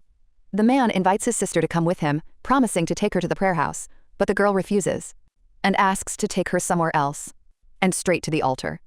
The man looks at her in surprise and asks if she really has come to share God's grace. The young lady chuckled to herself, because she knew they would definitely like her gift. The man apologizes for the misunderstanding, and asks her to wait a bit, promising to check the altar and return. The girl replies that they will wait. She notes to herself that the altar is located in the very center of the temple. This is a spacious, multifunctional hall, where the high priest delivers sermons and welcomes guests. Ceremonies are held here, and donations from nobles are received here. The open space on all sides is ideal for an ostentatious display of faith. And in this gesture, it is easy to read who donated and how much. Someone calls the sister to go faster, and the young lady realizes that the entire temple is in full view. At this moment, one of the priests approaches her. He welcomes the lady to the temple of Gracioso, and Scarlet understands that the word money here opens any door, even to the high priest. The man says he heard about her intention to make a donation at the altar. He then points to the box and asks that the offering be placed there. Scarlet notices that the box is completely empty and asks if she can pray first. However, the man suggests skipping the prayer, and the girl does not understand what he is getting at. The high priest asks her point blank if she thinks this empty box needs prayer right now. And the main character clearly understands the hint because she is openly required to turn out her pockets. Then the young lady tells Lucy to open the box, and the maid obediently follows the order. The girl realizes that since she has decided to make a donation, she must put it in with her own hands. After which he declares that he is making an offering for the prosperity of the temple. At this moment, the young lady notices something strange and involuntarily freezes in surprise. She clearly sees an image of a black hyena. The maid turns to her mistress and asks what happened, but the girl only replies that she suddenly remembered something. She finds it suspicious and doesn't understand how no one around her notices this distinct pattern. But even if someone sees it, they still don't understand the true meaning. It's a new mark of the Dark Mages, known as the Riko's constellation, and the girl can't help but wonder why the symbol of this group appeared on the temple's donation box. She looks at the priest, who only asks if everything is all right and urges her to make the donation quickly. The main character asks him to wait and understands that the situation is too complicated, and she does not intend to get involved with dark sorcerers. The girl turns to Lucy and tells her to take her things, saying that they are returning to the carriage, which leaves the priest completely perplexed. He turns to Lady Armand and does not understand how she can simply turn around and leave right in front of the altar. The young lady replies that she regrets that Grazioso does not wish to take her wealth and calls this a sad outcome, but admits that such is God's providence. After this, she states that she is forced to leave the temple, as she is in a hurry for a pre-arranged meeting. The young lady leaves hastily, and the priest calls to her, telling her that she must share the glory with Grazioso, while nearby, another minister is talking with Clover. He asks if they have gone too far, since the temple is even being denied funds for humanitarian aid. The green-haired youth calmly replies that the temple has no territories in need of such assistance, and that this is a direct order from His Majesty, after which he is about to take his leave. One of the priests exclaims, asking the advisor to wait, and at the same moment, the main character loudly asks why they are following her. Hearing this voice, the man is noticeably surprised. He realizes that it is Lady Scarlet in front of him. The girl abruptly declares that what is happening looks like extortion and robbery, and asks if he understands what he is doing. The man justifies himself by saying that she herself brought it as a donation. At this point, someone turns to Advisor Clover. The green-haired young man notices his colleagues, and asks with a grin if they are still busy with surveillance today. And one of them replies that this is an imperial order. Clover notes that they arrived at the perfect time, as he was just wondering what was going on, and why suspicious individuals were following Lady Scarlet. Charles's second confidant explains that the girl came to the altar with a donation, but suddenly left, noticing a strange mark. Apparently, the high priest became enraged, and some of the ministers tried to follow her, without understanding the reason themselves. The green-haired boy admits that even after explanations, he doesn't understand why the girl took such a step, and Brand agrees that he is also completely confused. The guy with red hair adds that he doesn't understand at all what Lady Armand is doing now. He notes with irritation that these slow-witted idiots are ready to defend that bastard's reputation, but immediately bury their heads in the sand at the slightest pressure. Clover decides they should take action, and suggests telling Lady Armand's coachman to drive up to the back entrance. The black-haired boy agrees and asks if Clover will report what happened to His Majesty. He confidently replies that, of course, yes. And he adds that the Emperor will definitely like it, while the main character realizes that what is happening is like the real end of the world, and the world in which she will have to live is frighteningly cruel. She understands that she cannot turn a blind eye to this, because even with all the depravity of the temple, it was still inferior in threat to the new group of dark magicians Drakkar from the constellation Rikos. The temple is a rotten, corrupt religion, and the embodiment of evil, but even evil has different levels. And now the girl clearly realizes that she holds evidence that both of these forces are acting in concert, and this is pure madness. At this moment, someone calls out to the young lady and asks if she is back. The main character turns around and sees her brother, asking if he was home, and he replies that he didn't go anywhere and is glad that he met her, because he was just heading to her room. The girl asks what's wrong, and the guy says that a message has arrived for her from the Imperial Palace. The blonde is surprised and wonders when it was delivered, because there is still a lot of time until the next official event. The brunette hands her the letter and says that it was delivered just recently. Scarlet realizes that after they parted at the mansion, the Emperor acted as if he had no intention of contacting her, and she wonders what has changed. She runs her eyes over the lines of the letter and does not understand what it all means. The manner of the letter seems too friendly to her. It even speaks of impatient anticipation of a meeting, and these unusually sweet words send goosebumps down Scarlet's spine. The young lady does not understand why the Emperor wants to see her before the official event, and what is behind it. Isar turns to his sister and asks what is written in the letter, but the girl asks him to wait a little. She needs to finish reading the message herself first. At this moment, she notices her mother and asks if she has returned.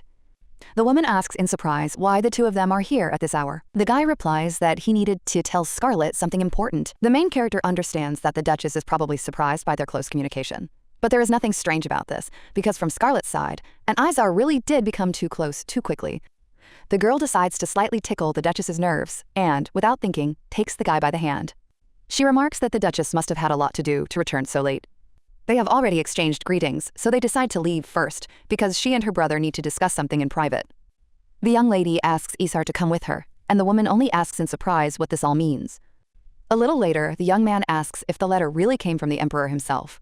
The girl confirms it, and Esau remarks that he doesn't understand the change in his heart, but shouldn't that please his fiancé? And yet he asks why she looks so depressed.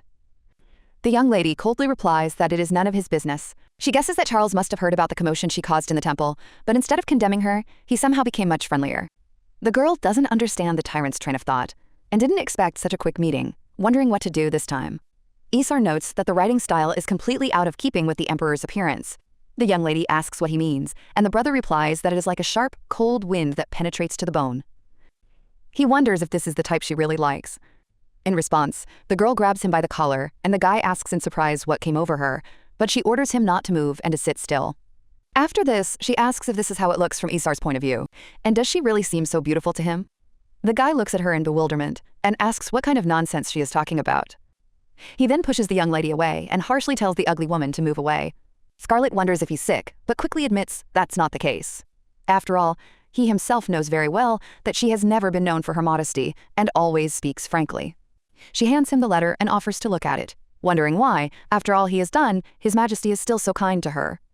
As unpleasant as it is to admit, the reason clearly lies in her appearance, because even this cannot spoil such a perfect face. The young lady asks what she should do now, but the guy only remains silent in response. He then leaves the room, saying that he thinks he'll leave her alone, and Scarlett wonders if he's leaving already since it's not even 8 o'clock yet. Esau advises her to throw away these stupid thoughts and go to bed early, and the girl, meanwhile, wonders whether she has managed to catch the tyrant in her net after all. If he really doesn't want to break off the engagement because of her beauty, then there's only one thing left to do, and Scarlett knows exactly what she needs to do. To shatter all the Emperor's illusions about her, time passes, and the day of the appointed meeting arrives, and the girl announces that she will dine with His Majesty at the Imperial Palace today, fully aware of the importance of this day for the bride. She orders the maids to begin preparations immediately and notices the new servant, wondering who she is, as she has not seen her before. The red-haired girl introduces herself as Nancy and says that she has been working at the mansion for about a year, and Scarlett apologizes and asks to make her as beautiful as possible today. Lucy promises to make every effort, to which the young lady replies with a smile that she won't have to try hard, since nature has already rewarded her with an ideal appearance. However, the girl is thinking about something else. She needs a dramatic effect to first appear in all her glory and then destroy this image and wipe the Emperor's illusions into dust. The maid asks what dress she will wear, and Scarlett hesitantly suggests the blue one she bought last time, but Lucy reminds her of the hot weather. The young lady is surprised, since she doesn't plan to move much, but the maid assures her that thick fabric will be unnecessary in such weather.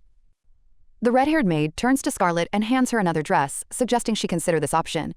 The young lady examines the outfit carefully, and Nancy admits that she has altered the dress that her mistress recently ordered to be thrown away. She thought it would suit Scarlett with a little more grace. She modestly notes that she is far from the level of a studio, but she is quite capable of adjusting the details, and the main character clarifies whether her name is really Nancy. Then she grabs the girl's hands and says enthusiastically that she really likes the dress and that she didn't expect to meet a maid with such a sharp eye. Scarlett suggests that they go shopping together next time and asks if she would mind. The red-haired maid looks at Lucy, who only sighs, after which Nancy agrees, and the main character happily asks to help her put on this dress. Charles's imperial palace is striking in its size and beauty, resembling an entire city with a majestic square in the very center. From there, the gaze is drawn to the iridescent 5-color fountain, resembling a fairy tale lake. Now the young lady is standing in the garden, and the emperor approaches her, apologizing for being a little late. He asks if she is tired of waiting, and the girl replies that she is not at all, because she was admiring the garden, and asks if he has finished his work for today, to which he receives an evasive answer. With a smile on her face, the young lady asks what he plans to do now. At that moment, she notices a strange smell in the air, reminiscent of iron, and the man asks how long she will stand there as if lost, inviting her to come in and mentioning the best desserts from the pastry chef. He extends his hand, inviting her to walk together, and the girl accepts his gesture. Giving him her hand, she wonders if she imagined it, since she has hardly slept lately. But the smell returns, and the young lady realizes that it is not iron at all. She turns to His Majesty and asks if he is hurt, and the guy is perplexed as to what she is talking about. The girl says that he smells of red liquid, and at that moment she realizes that 4 first-class assassins entered the chambers while the Emperor was sleeping, and it took them only a few seconds to plunge them into eternal sleep. He wondered why all this had to happen today. On the day of his meeting with that clearly interesting girl, he'd had to deal with Pan's assassins. It was a vile place, where even children were used, and now, before his eyes, was the result of Pan's collaboration with the temple. He knew it was cruel, but there was no way to avoid it, no matter how hard he tried. This was a spell cast with divine power. At this point, the young lady turns to him and asks if he will say anything, as the smell of the red liquid was too strong. The guy just calmly asks what's wrong, and the girl immediately asks to show where exactly he got hurt. She asks if he came to her in such a state because of the meeting, and whether he had been to the doctor, adding that she herself would remind him about the wound if necessary. The emperor asks if she is really worried about him, and the young lady responds with a counter question. Is there anything more important than worry right now? She knew she wanted to break off the engagement, but she never wanted Charles to fall into eternal sleep, so she asked how he managed to get so injured that the smell was so strong. The young man claims that it is not his red liquid, but, noticing the fuss the girl made, he suddenly regretted that she really wasn't his. The girl states that he should have said so right away because she was only worrying for nothing. Without realizing it, the young lady was growing closer and closer to His Majesty. The man asks where she's going, and the girl replies that he doesn't have to follow her as she's fine.